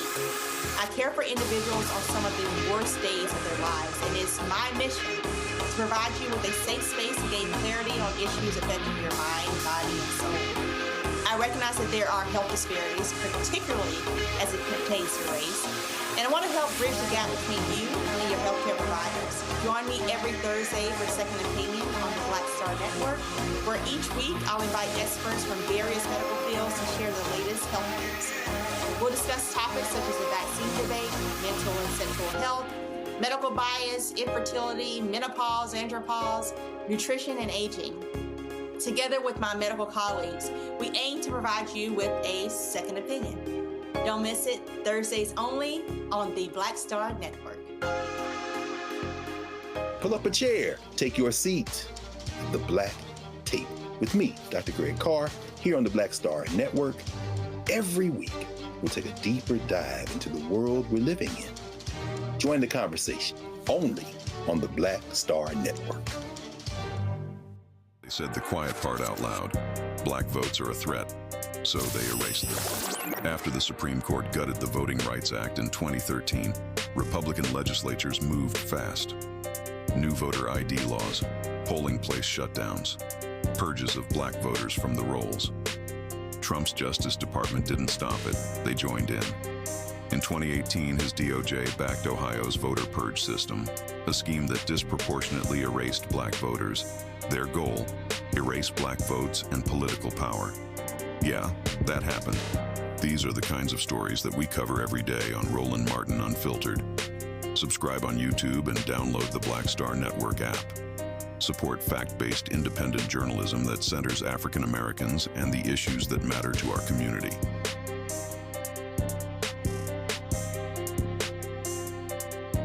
If in this country right now, you have people get up in the morning and the only thing they can think about is how many people they can hurt, and they got the power, that's the time for mourning. For better or worse, what makes America special, it's that legal system that's supposed to protect minorities from the tyranny of the majority. We are at a point of a moral emergency. We must raise a voice of outrage. We must raise a voice of compassion. And we must raise a voice of unity. We are not in a crisis of party versus party. We are in a crisis of civilization, a human rights crisis, and a crisis of democracy itself. And guess what? You've been chosen to make sure that those that would destroy, those that would hate, don't have the final say, and they don't ultimately win. I'm Mark Morial, President and CEO of the National Urban League, and I'm watching the Black Star Network.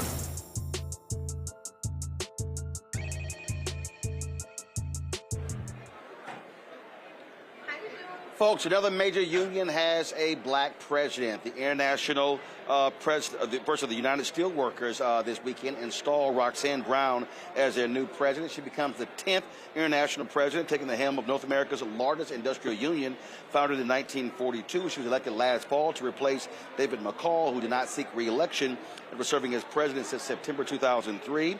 She is the first woman and the first person of color to lead the Steelworkers Union. She was born in Kingston, Jamaica, raised in White Plains, New York. She has served as the union's international vice president since 2019, advocating for working families on issues including health care, manufacturing, retirement, security, trade, and workplace safety. This is some of what she said after taking the oath of office.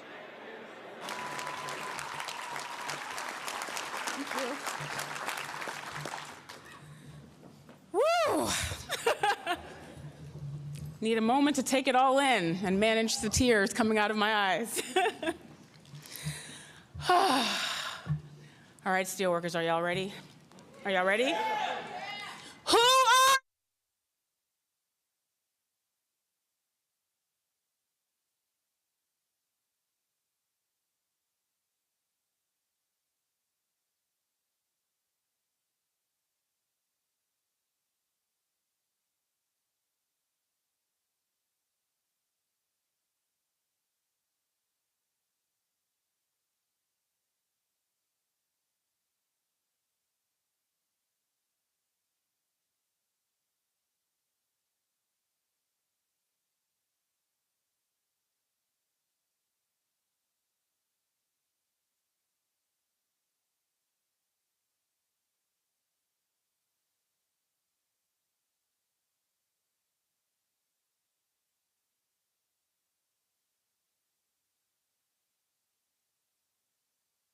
Roberts, and our own President Emeritus, David McCall, for their heartfelt words this morning.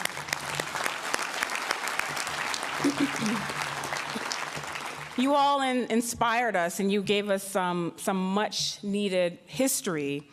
Thank you for being a part of this historic installation. And thank all of you. This room is literally bursting at the seams today with USW members and staff and family, friends, presidents from other unions, members of Congress. I think I saw my own member of Congress, Chris DeLuzio here, and Summer Lee, member of Congress, and other elected leaders and former government officials. We can't tell you how much it means for us that you would join us on a Sunday to celebrate the installation of our executive board. Thank you all so very much. I can't name all the names, but I see you all, and I just really appreciate it.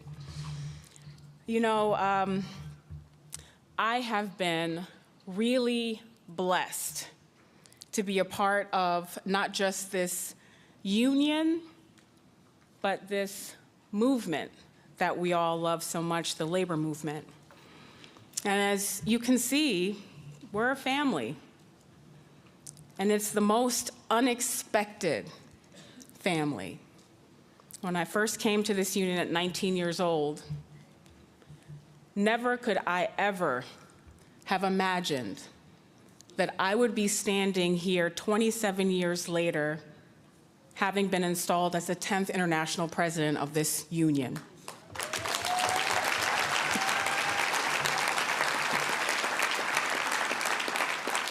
It's been quite the journey, but it's been an incredible one because I haven't been alone. A lot of the folks that have been on that journey with me are on this stage, the incredible team that makes up the leadership of this union, and the incredible people who are in this office, audience, so many of you. To my family, I kept telling everybody that the Jamaicans were going to descend on Pittsburgh this weekend from New York, Philly, DC, and Canada. So if there's a smell of jerk chicken or curry chicken in the air, it's just us, don't worry about it. So Jamaican Massive, this is your time. I've been telling them to be demure. Now you can be loud. Jamaican Massive, give it up one time.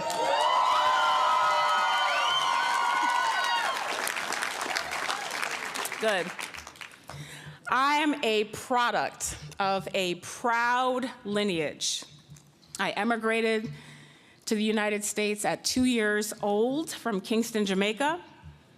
Myself and the loud crew of folks you just heard, my mom, my grandma, brother, sister, aunts, uncle, cousins, and nieces represent the fruits of the tree that was my great-grandma Edna. She came to the US first. She was our tether here to this country. She came in the 1970s by herself with a dream, the same dream that every immigrant that comes to this country has.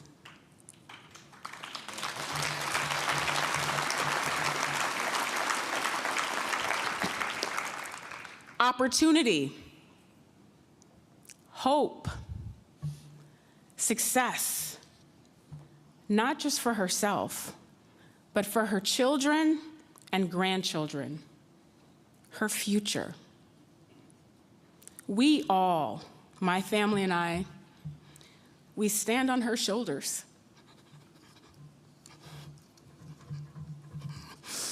She was a tough, smart, strong woman. And she embedded in us the values of hard work, faith, and family. And she expected us to shoot for the stars.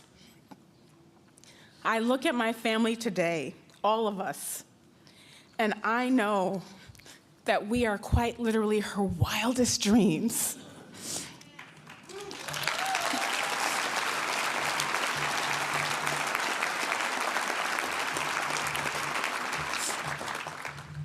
And I know that she's here looking down on us today.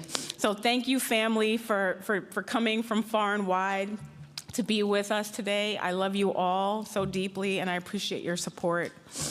My husband often calls the women in my family the generals or the Amazons. I'm not sure why, but whatever.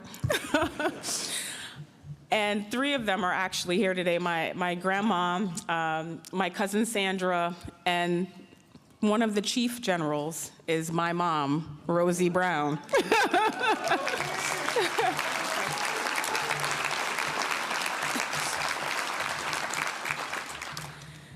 Ma, there are not enough words in the human dictionary to describe what you mean to me. Your road as a single mom was not easy. Working 2 jobs, 80 hours a week as a critical care nurse. But watching you taught me everything I needed to know about hard work, about never giving up, and about grit. If you looked in the dictionary and you looked up the word grit, you would see a picture of my mom.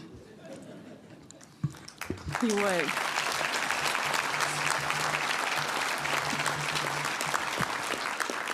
Thank you for all the sacrifices you made for me and my little knuckle-headed brother, Enrique.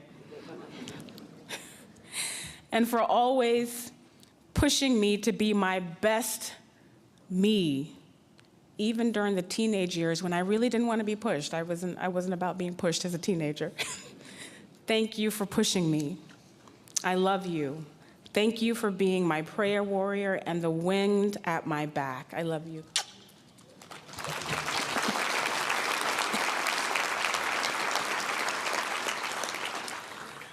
Dwight Brown, you are my rock.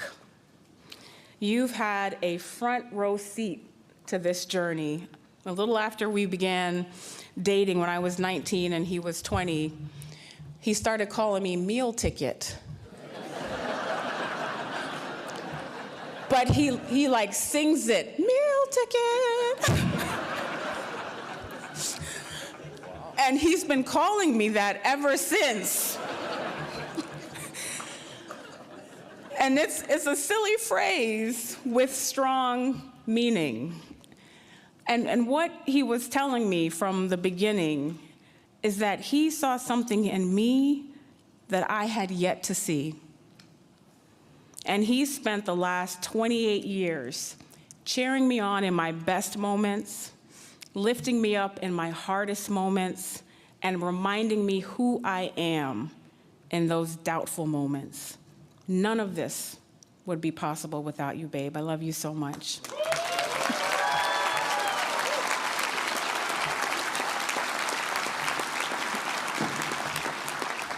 Eden Rose, my moon and my stars. Steelworkers know how much I love me some Eden Rose. When I first told her about becoming president, she said, "Great, now I'm gonna be even more popular." Eden, you are the most courageous person I know. Mommy loves you more than you can possibly imagine. I do this work for our members, but I also do it for you, baby girl.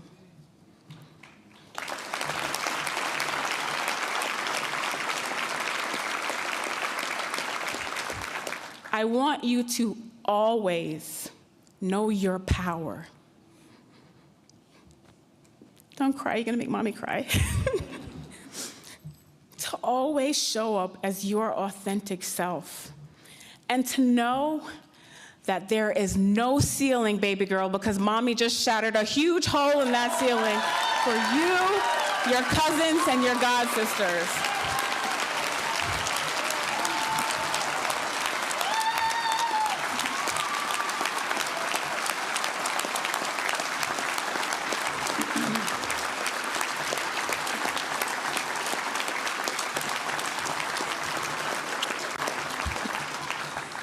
To my labor family from other unions and my fellow executive council members on the AFL-CIO, I see some of you who traveled from far and wide to be here, thank you for the support. So many of you are active and passive mentors, and you have been so tremendously generous with your time and your tutelage over the years.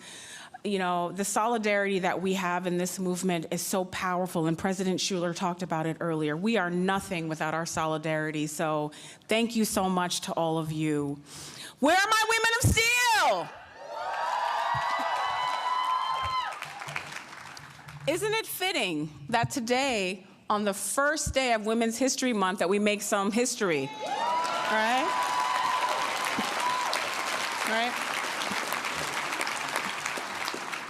To all the sisters who added your own cracks and holes to that glass ceiling at your locals or as staff, as leaders here in this union, thank you. Give yourselves a round of applause.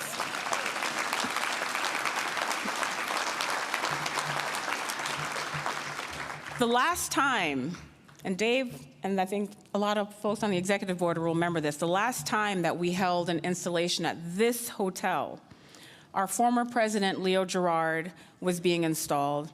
And during his remarks, he said he looked forward to the day when a woman would leave this union at this hotel, and that was the last time that we had an installation here.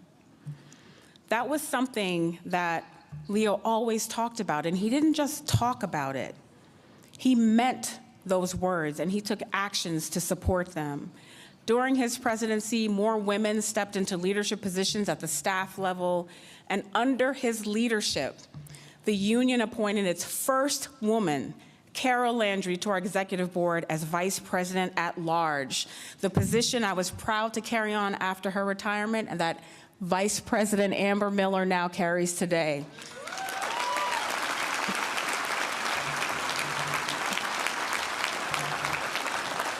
And Carol, I was gonna ask where she is. There she is, Carol Landry. I love you, sister. Carol, thank you and other phenomenal women of steel like Kathy Drummond, Holly Hart, Ginger Hartman, Marianne Weston, Leanne Foster, Ann Fleener, Lauren Horn, Maxine Carter, and countless other women.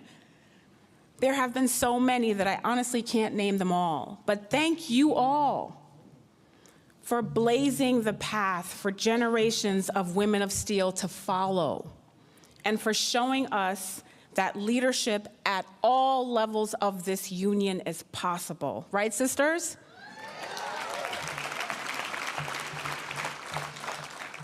Are the steel workers in the house? Are the steel workers in the house? To the steelworker membership, there is no executive board. There is no union without you, period, full stop. You are the backbone and lifeblood of this institution. To have the opportunity to serve you in this way is one of the greatest honors of my life. Standing in the trenches, shoulder to shoulder, back to back with all of you is one of my favorite places to be, because we're scrappy. We've spent a lot of time winning some big victories and fighting some major fights together over the last couple of decades. All of those efforts have been around what unites us. We're all connected to this union because we share the same set of values, the same goals. We want to build power for workers. We want a voice on the job. We want to make a good living. We want to come home safely to our families at the end of a shift. We don't want to break the bank going to the ER or the doctor. We want a good and stable future for our kids and our grandkids. And after our years of toil, we want to retire in dignity. These are the things we fight for. There's a lot of noise right now in the ether.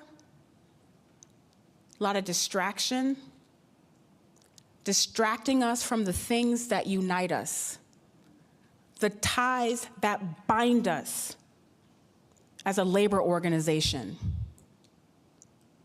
Do not get distracted by the noise. Do not get distracted by the noise. Focus on the values, the things we fight for at the bargaining table, in the halls of Congress, in Ottawa, and in state houses and provincial governments across our two countries. I wouldn't be honest, right, if I didn't acknowledge that a lot of these values are under attack, with more challenges likely ahead. We got a lot of work to do.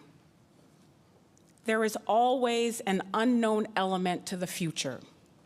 But here's what I know: that together, united, we, the steelworkers, can take on any fight, any challenge, and any foe. Am I right? This is what we do. Together, we can build the future we're all fighting for, one that reflects our values. So it's more important than ever that we move forward together in unity as a union to build that future. So what does that look like? Growing our ranks. Organizing is power. We're at a time when 70% of Americans support unions. Let's go get those workers and bring them into our ranks, right?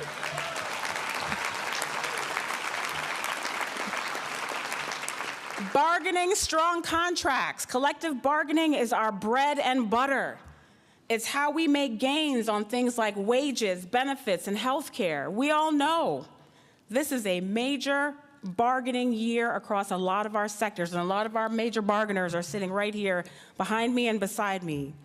We're gonna work in solidarity to get our just due at those tables, are we not? Yes? Education. One of the most powerful forces is an educated union member. We're going to continue building on our educational and membership engagement programs to continue to build power for our union, and legislative action. Taking our voices and stories to legislative bodies in both our countries is one of the best ways to support and protect policies that further our core values and to fight those policies that attempt to weaken them. So we're going to continue to advance programs like Rapid Response under the direction of Vice President Miller. That's what we're going to do. This family is the work of the union. I know that together, there is nothing we cannot accomplish. We are a strong, proud, powerful union. And united, nothing can defeat us. Nothing. So are y'all ready? Are y'all ready to get to work? Are y'all ready to get to work? One more time. Who are we? Who are we? What do we do? What do we do? All right, let's go get them. Thank y'all.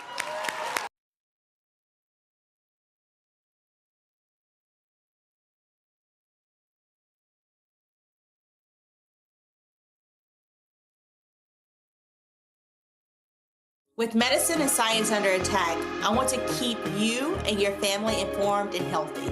I'm Dr. Ebony Hilton, and I knew at the age of 8 that I wanted to be a doctor. So I studied hard and became the first African-American female anesthesiologist hired at the Medical University of South Carolina since its opening in 1824. And I always say I was made into a doctor, but I was born to be a mom. And as a new mom, wife, sister, daughter, and friend, I understand how frightening a medical crisis can be. I care for individuals on some of the worst days of their lives, and it's my mission to provide you with a safe space to gain clarity on issues affecting your mind, body, and soul. I recognize that there are health disparities, particularly as it pertains to race, and I want to help bridge the gap between you and your healthcare providers. Join me every Thursday for Second Opinion on the Black Star Network, where each week I'll invite experts from various medical fields to share the latest health news. We'll discuss topics such as the vaccine debate, mental and sexual health, medical bias, infertility, menopause, andropause, nutrition, and aging. Together with my medical colleagues, we aim to provide you with a second opinion. Don't miss it, Thursdays only on the Black Star Network. I'm Brittany Noble, Midwest-born, HBCU educated with experience in newsrooms across the country. Well, I've teamed up with Roland Martin to bring to you The Breakdown. This isn't just news. It's our stories, our voice, our community. Join me for The Breakdown, Monday through Friday at midday, only on the Black Star Network.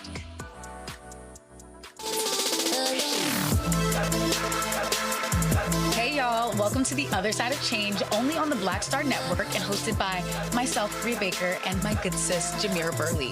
We are just two millennial women tackling everything at the intersection of politics, gender, and pop culture. And we don't just settle for commentary. This is about solution-driven dialogue to get us to the world as it could be and not just as it is. Watch us on the Black Star Network, so tune in to The Other Side of Change.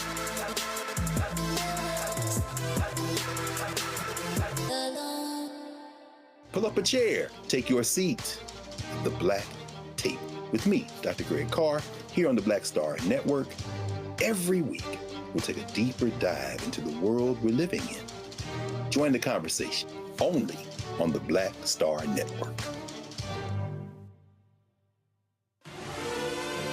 Violent white supremacy is, quote, the most persistent and lethal threat in the homeland. The greatest terrorist threat to the homeland is the homegrown violence stream, including hate crime committed on behalf of some kind of white supremacist ideology. They are coming after everything in Black America. MAGA and Donald Trump are specifically targeting Black America. They are going after the money. Attack Black Lives Matter, attack critical race theory, attack woke, DEI. MAGA wants to defund Black America. This is a perfect example of their desire to completely degrade and de-emphasize Black people.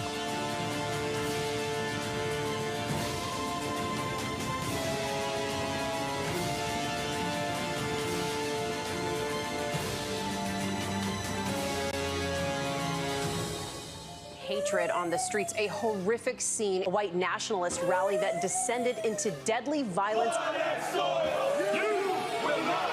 White people are losing their damn minds. As an angry pro-Trump mob storms the U.S. Capitol, We're about to see the rise of what I call white minority resistance. We have seen white folks in this country who simply cannot tolerate Black folks voting. I think what we're seeing is the inevitable result of violent denial. This is part of American history. Every time that people of color have made progress, whether real or symbolic, there has been what Carol Anderson at Emory University calls white rage as a backlash. This is the rise of the Proud Boys and the Boogaloo Boys. America, there's going to be more of this. Here's all the Proud Boys, guys. This country is getting increasingly racist in its behaviors and its attitudes because of the fear of white people. The fear that they're taking our jobs, they're taking our resources, they're taking our women. This is white fear.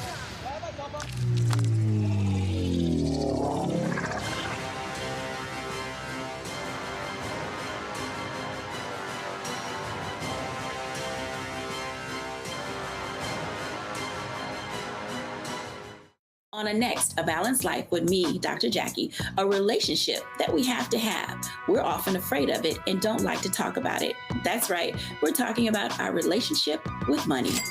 And here's the thing, our relationship with money oftentimes determines whether we have it or not. Balancing your relationship with your pocketbook, that's next on A Balanced Life with me, Dr. Jackie, here at Black Star Network.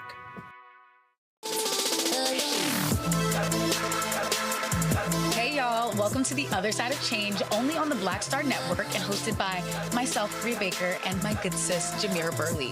We are just two millennial women tackling everything at the intersection of politics, gender, and pop culture.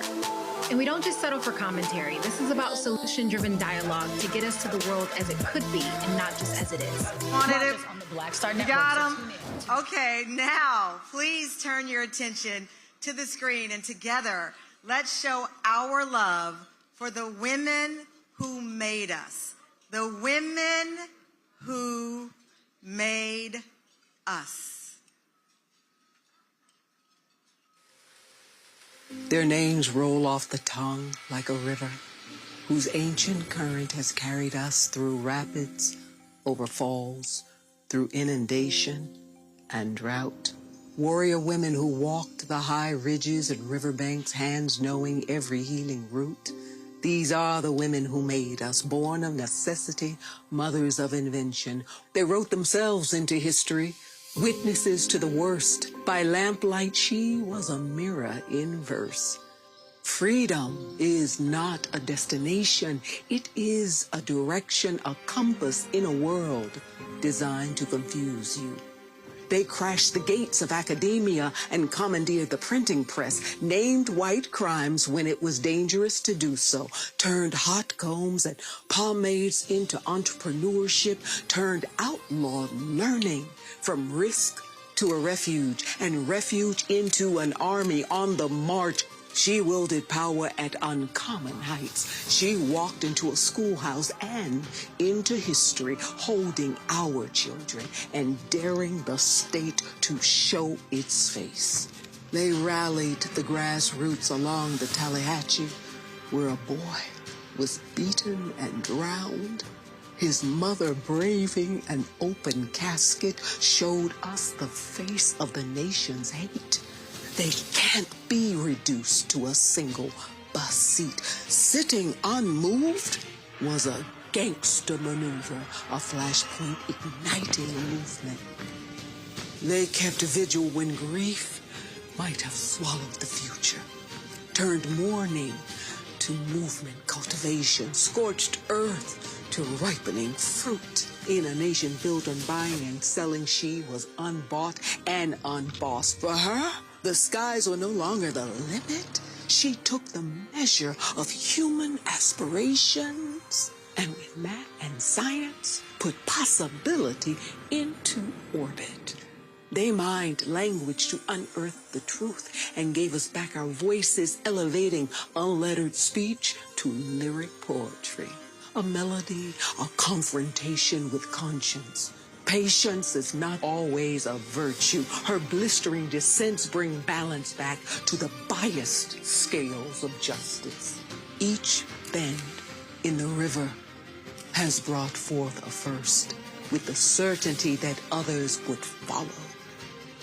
These are a few among the many who made us, the proof and promise of a river that flows into a vast constellation of names.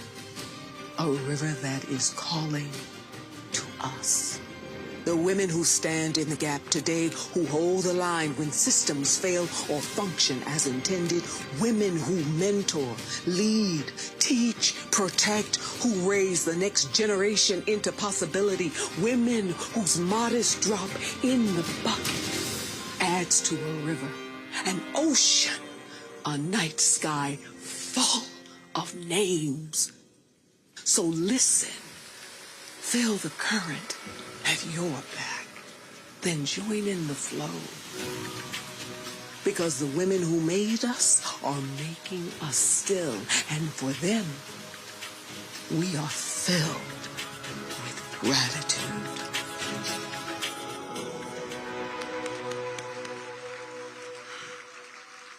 What a tribute to the history we must all hold dear. That, of course, that masterpiece was narrated by the incomparable Angela Bassett and written by Susan's beloved, the masterful Kefra Burns, and directed by the brilliant filmmaker Preston Miller. You all have to stand up and let us say thank you. Let us say thank you, Kefra. Come on. Yes.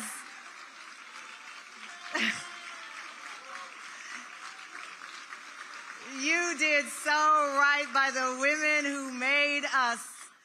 And to keep the love for our brothers going for a moment, put your hands together for National Care's Chief Programs and Partnership Officer, also known as the organization's Deacon of Defense, Stephen Powell.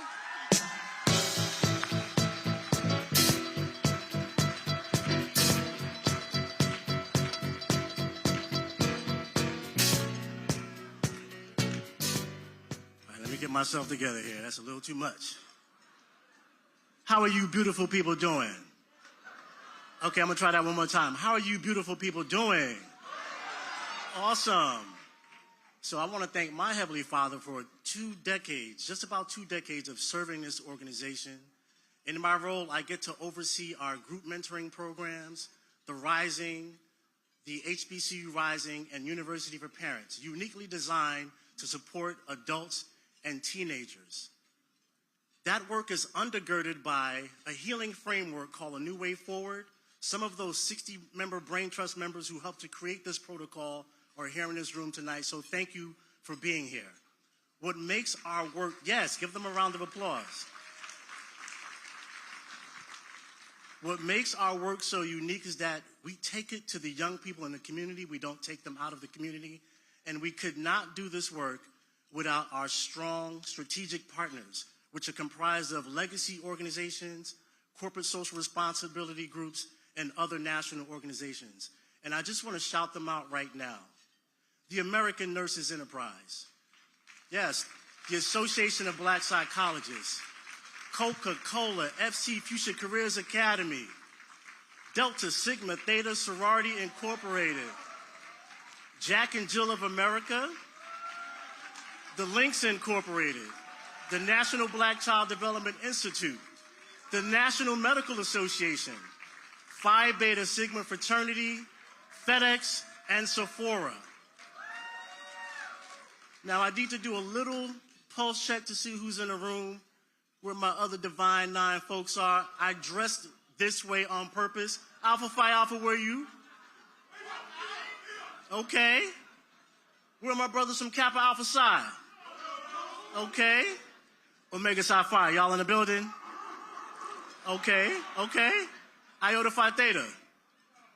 All right, maybe in the bathroom. Maybe in the bathroom. That's all right. Sororities. Alpha Kappa Alpha Sorority, you in the building? Okay, all right. All right. Zeta Phi Beta Sorority. What? Somebody's in here. Zeta Phi Beta Sorority. Stacy, where you at? Okay. Sigma Gamma Rho. Okay. One more pulse check. And all I got to do is this. HU? Woo! So those organizations support our 58 affiliates around the country. And I want to acknowledge the brother who is leading that charge. He is our VP of Affiliate Services. And what I love about this brother is that he truly understands we can't be afraid of the people that we're charged to serve. Greg Corbin, please stand.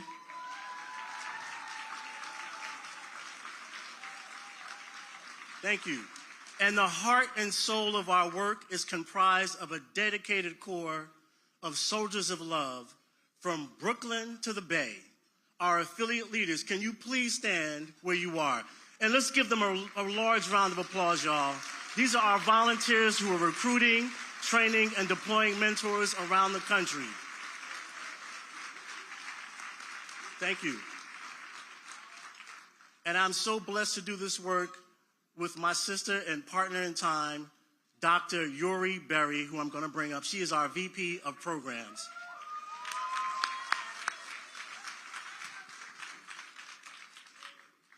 Thank you, Stephen, and thank you to our visionary founder, Susan L. Taylor. To be a part, you can clap for that.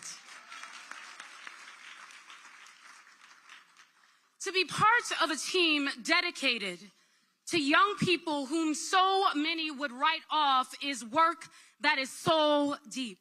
I have spent years engaging and supporting young people across the world who are forced to come of age in extreme poverty, exposure to violence, who are invisible or seen only as problems to be solved. Yet through it all, I've witnessed their resilience, their brilliance, and their capacity to thrive when they are finally met with care, protection, and dignity every child deserves. And this is why our work, the work of CARE's mentoring, is important. With your support, your continued support, CARES is able to reach multitudes of young people and families with interactive and transformative curriculum that is patient, understanding, and hopeful. We empower students, families, and communities with tools anchored in holistic wellness, workforce development, wealth building, and perhaps most critically, how to look in the mirror and see themselves in the fullness of their humanity. They leave our programs, but the love and mentorship they receive at CARES is meant to last a lifetime. And I could not be more grateful to be a part of such a magnificent offering. You got to snap to that one. Now, if you don't know, the origins of our work started as Essence Cares. And there is a sister who's been with Susan along the way since her days at Essence. She is an author, she's a journalist, she's a poet, she loves community, she loves to listen to our young people. I consider her my sister from a spiritual mister because I'm her brother from our mentoring mother. Her name is the incomparable Asha Bandalay.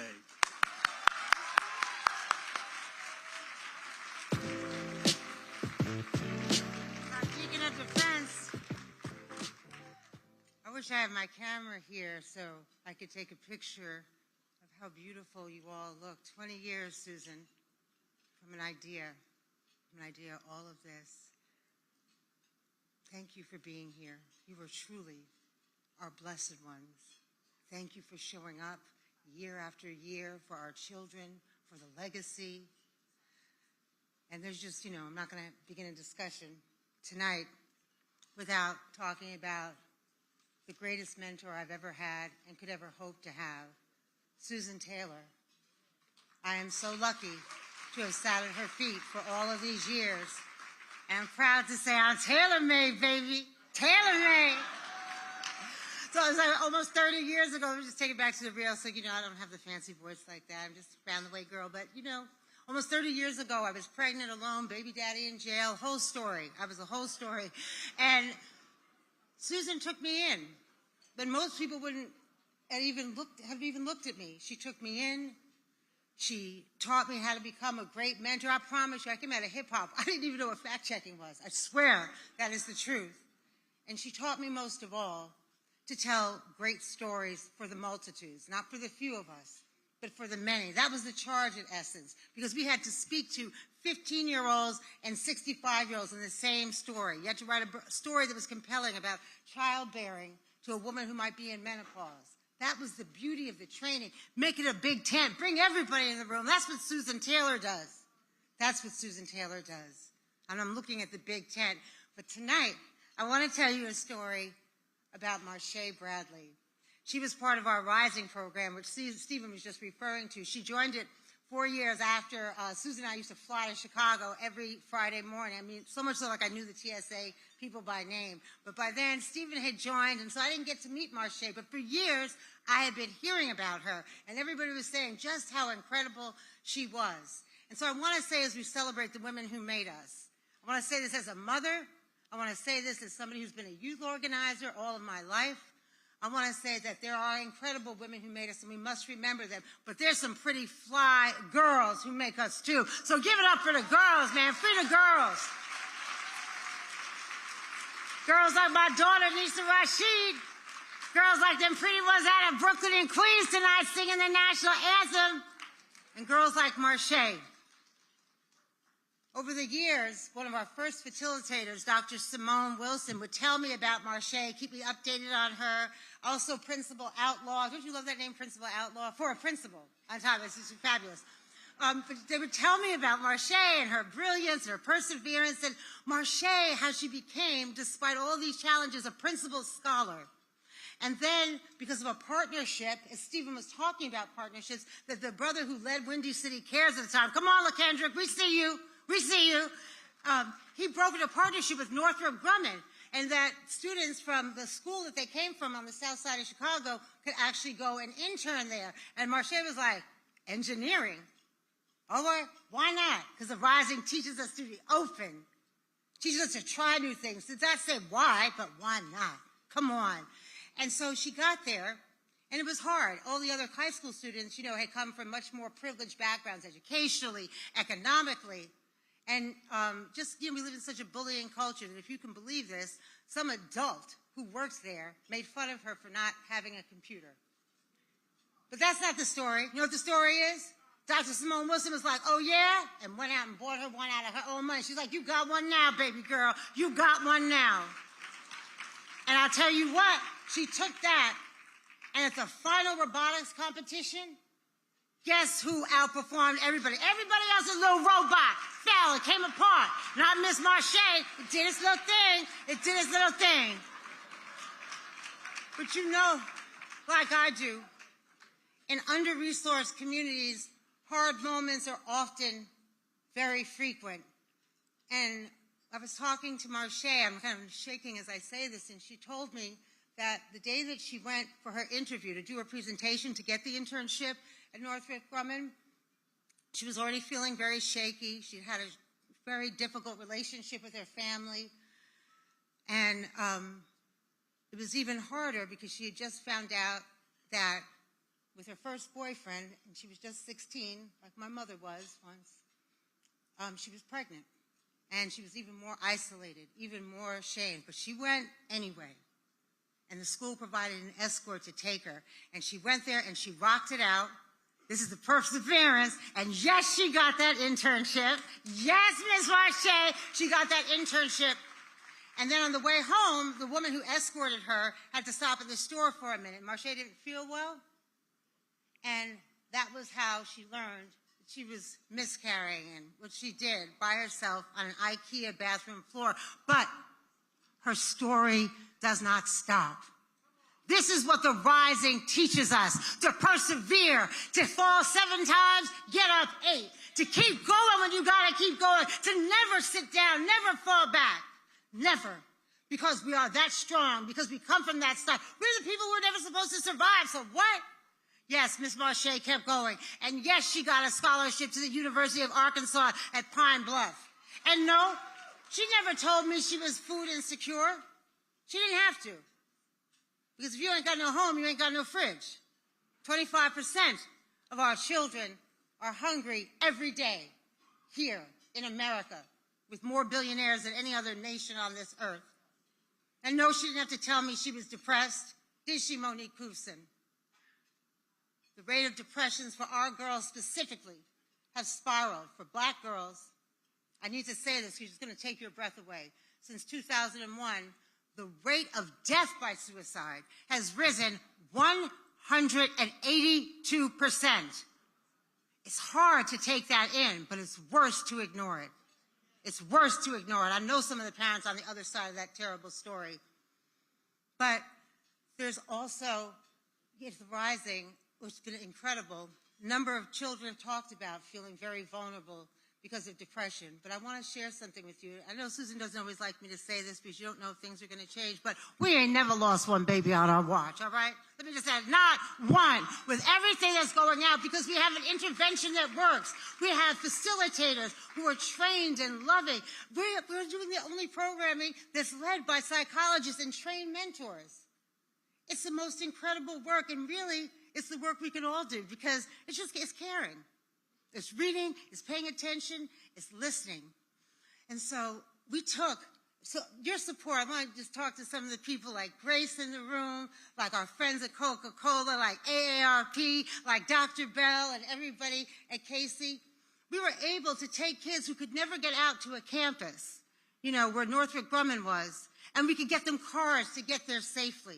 That's what you allow us to do, to give people an opportunity. And so from the development of our curriculum into the quality of the training, so you get leaders like Dr. Simone, who's going to take money out of her own pocket and buy a computer, and on the next day take money out and feed all the kids. And if you can look at and see the power of our soldiers of love, give them one more round. This life-giving stuff is not the outlier. It is the norm every day. This is the house that Susan Taylor built.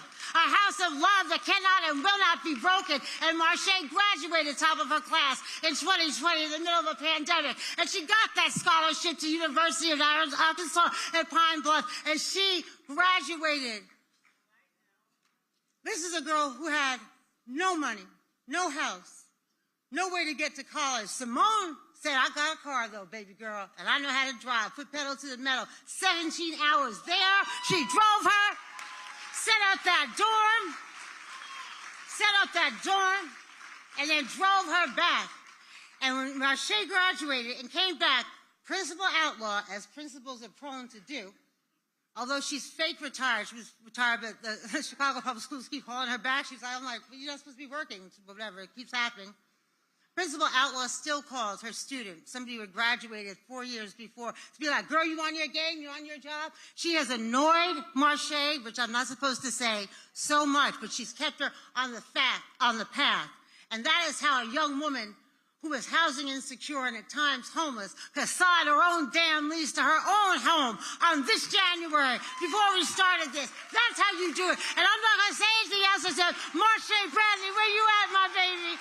Where you at? Where you at, Marche? Where you at, Marche?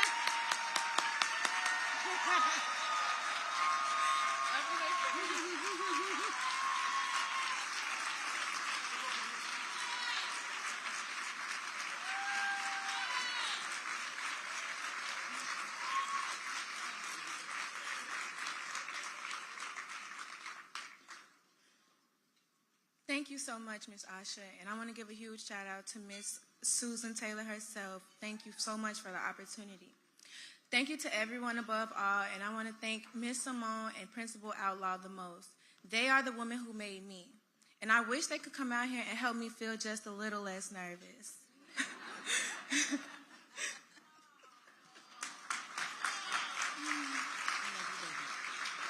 Get those pictures. Get those pictures of these fine women. Get those pictures. Dr. Simone Wilson. Come on. Okay, yeah, let me get into it. My fault. I gotta put the mic down. You can't take me nowhere. Yeah. I want you to at least hear from them because, our stage manager is going to get mad because I'm going to go overtime and stuff like that. So I'm not going to be the cause, Reggie. I'm not going to be the cause of the cost of overtime. Swear to God. Swear to God. But if you got to hear at least one thing, tell me one thing, Miss Simone, about the Rising that you want people to know, about National Cares, that you want people to walk away with nothing else. What would be that one thing? You never show up to a crisis in crisis. And you always allow the ancestors to push you forward, to give back to our children. Thank you, baby. Ramona? Yes, Asha. Okay, well, I'd be quoting Ramona, so you got to quote her too. She's have a quote, the quotable outlaw. So CARES really provides access and opportunity to programs that are anchored in culture, like Marche has talked about, that are healing centered, like you've heard in her story. This Chico system that you see right here is it's a product of the Rising. The Rising has really poured into our babies and really ignited a passion in them, like you see in Marche, that provided her the comfort of confidence, the peace that comes from finding your sense of purpose. We are here to let you know that when you join the National Cares movement, love wins. And so please join. Please join. Yes, yes. Don't go anywhere. Don't go anywhere. What happened? Okay. Oh, it's not in the program, and we have a very mean show caller. I will get in trouble. Please do not get me in trouble. But let her say, okay. The program, I would like to say that the CARES program did a lot for me. I feel like it changed my way of thinking and did a lot for my life. And if I was not in the CARES program, I would not be where I'm at today. And I would not strive or go so hard for myself.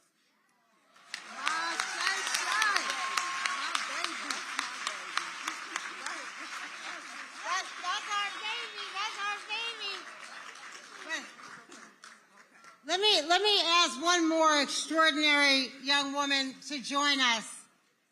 If you haven't met her, you'll be blown away by her tonight. She's been getting me in trouble since she was like 4. She and my daughter used to play in Miss Taylor's office, and then I got blamed. It wasn't my fault. They didn't listen to me. But I'm speaking about none other than the beautiful, the brilliant, the activist, the strong Amina S. King, Susan's granddaughter.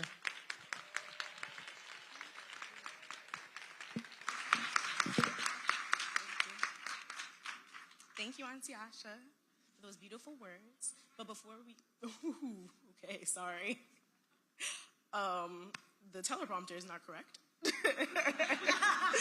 Okay, thank you, Auntie Asha, and what an honor it is to be here to support my sweetie's vision and legacy. I love you, sweetie, and happy birthday. And I'm here this evening to tell you, Dr. Wilson and Principal Outlaw, that on behalf of the National CARES Mentoring Movement, it is my great honor to present each of you with the first ever Susan L. Taylor Legacy Award.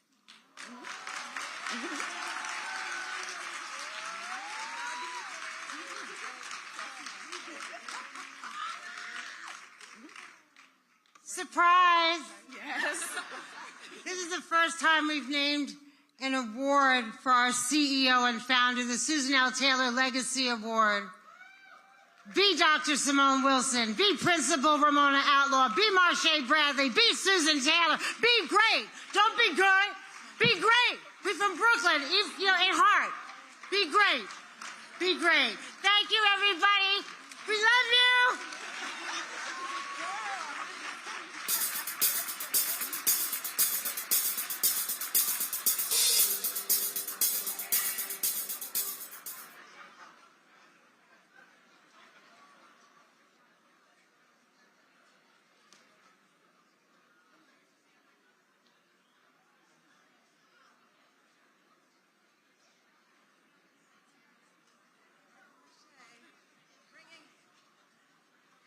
Can we please stand up for Marche?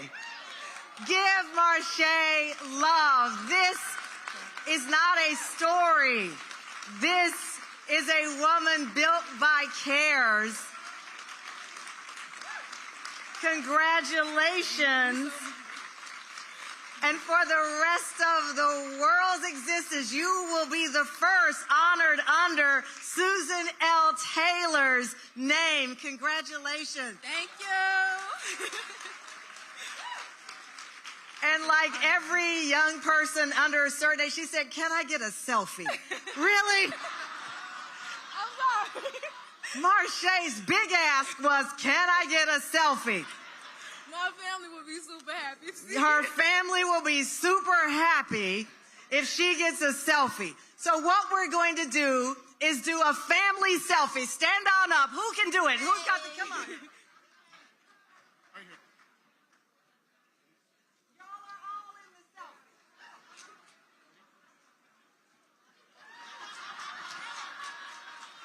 I get in a selfie? Can I get in a selfie?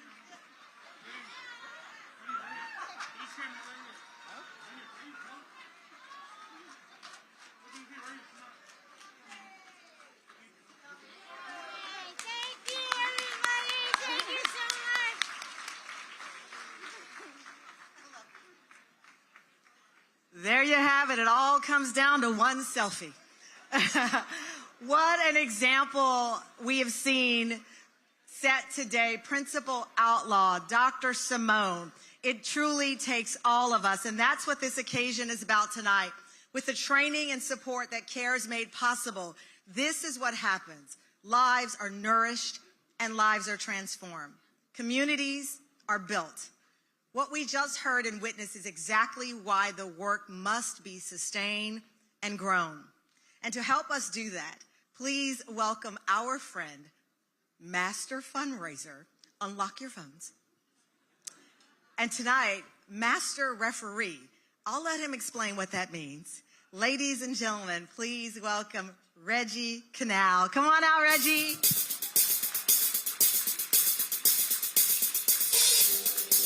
This is the time you all been waiting for. Some of you have been dodging me. I do this for Susan, not for me.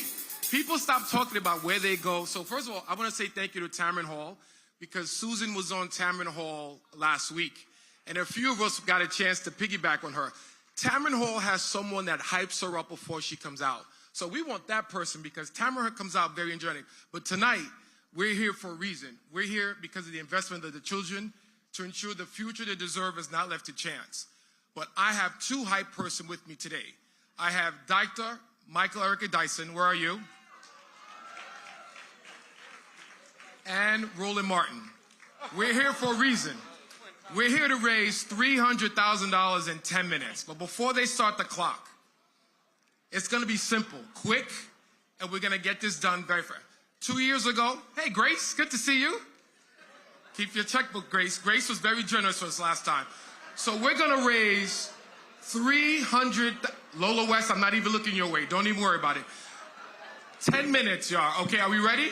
Yeah, we ready. Okay, Yeah. so this is how we're going to do it. We're going to do it very fast. We're going to call levels. We're going to have Team Roland on the left. So Team Roland, raise your hand. Who's rolling with Roland Martin? Team Roland on the left. This microphone is too hollow. Y'all need to fix the mic. I'm black. I need some bass. All right, I got this side of the room. Okay, and Dr. And I just want all y'all on this side. We are streaming on my network. Y'all don't give. We showing all y'all. Okay, okay. And Dr. Eric on the other side. Yes, okay? Dr. Eric, I am. All righty. Are we ready? Yeah, we ready. I mean, you didn't call I'm not part of the D9. I'm part of the D10. You didn't call for shizzle my nizzle. I didn't hear you call them. I'm just... Okay. And Susan Taylor's my mother, but she hasn't acknowledged me publicly. And when I called CARES, she sent me to the 1-800-WHO-CARES. So that's why I'm here. Okay, okay, gentlemen. Right. Okay, gentlemen. We get the clock going? We ready. All right. Ready? Okay, 10 minutes. Get the clock going. All right.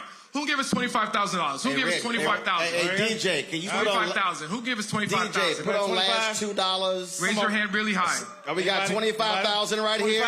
25? Right here? Okay, done. Right here? Okay, hold on. Reggie, who's collecting the money? Right here, 25. So he's up 25. What do you have on your side? No. Who's collecting the money? Who's writing name down? We have that. Some Negroes will raise a hand and not pay. So we ain't doing that, Reggie. So how are we collecting the money? That's my side right there. 25 Reggie Van Lee, hey, Michael, she on this side of the table. She on my side. Okay. No, she not. Okay, we got 25. So we got 25,000 right here. Anybody else? Anybody 25,000? Anybody else at 25,000? We got 275 to go. Come on, y'all. The clock is ticking. I can feel that money coming. Anybody else? Dr. King wants you to get. I want somebody here tonight. Who can give 15,000? All right, so y'all, here we go. So we got 25,000 right here. Over here, 15,000. Okay, hold, Reggie, you're moving too fast. The clock is ticking. Reggie, Roland. I got the clock ticking. We're trying to get some money. Okay, we got 25 here on this side. Who will match me at 25 to move us to 75? Reggie. Where's Kathy Chanel? Where's Dr. Janine? Who on this side will match me at 25 plus to go to 75? Anybody. Now remember, y'all can do 5 of y'all together at 5. 10 of y'all together at 2,500. Kathy Chanel is just giving $25,000 in Where we go? attention. All right, that's the second 25. That's what that black card about. Come on, okay, y'all. so I gave 25, so it's 2 on this side, 1 on your side, Michael. So you need to hurry the hell up. $25,000 from Kathy Chanel, bro. Okay, but we got 25 here and 25 here. Anybody else over here with a black card? Anybody with a black card? Anybody got a black card? Anybody got a black card? We had 75,000. We need 1 more at 25 to get to 100. Anybody? 25,000?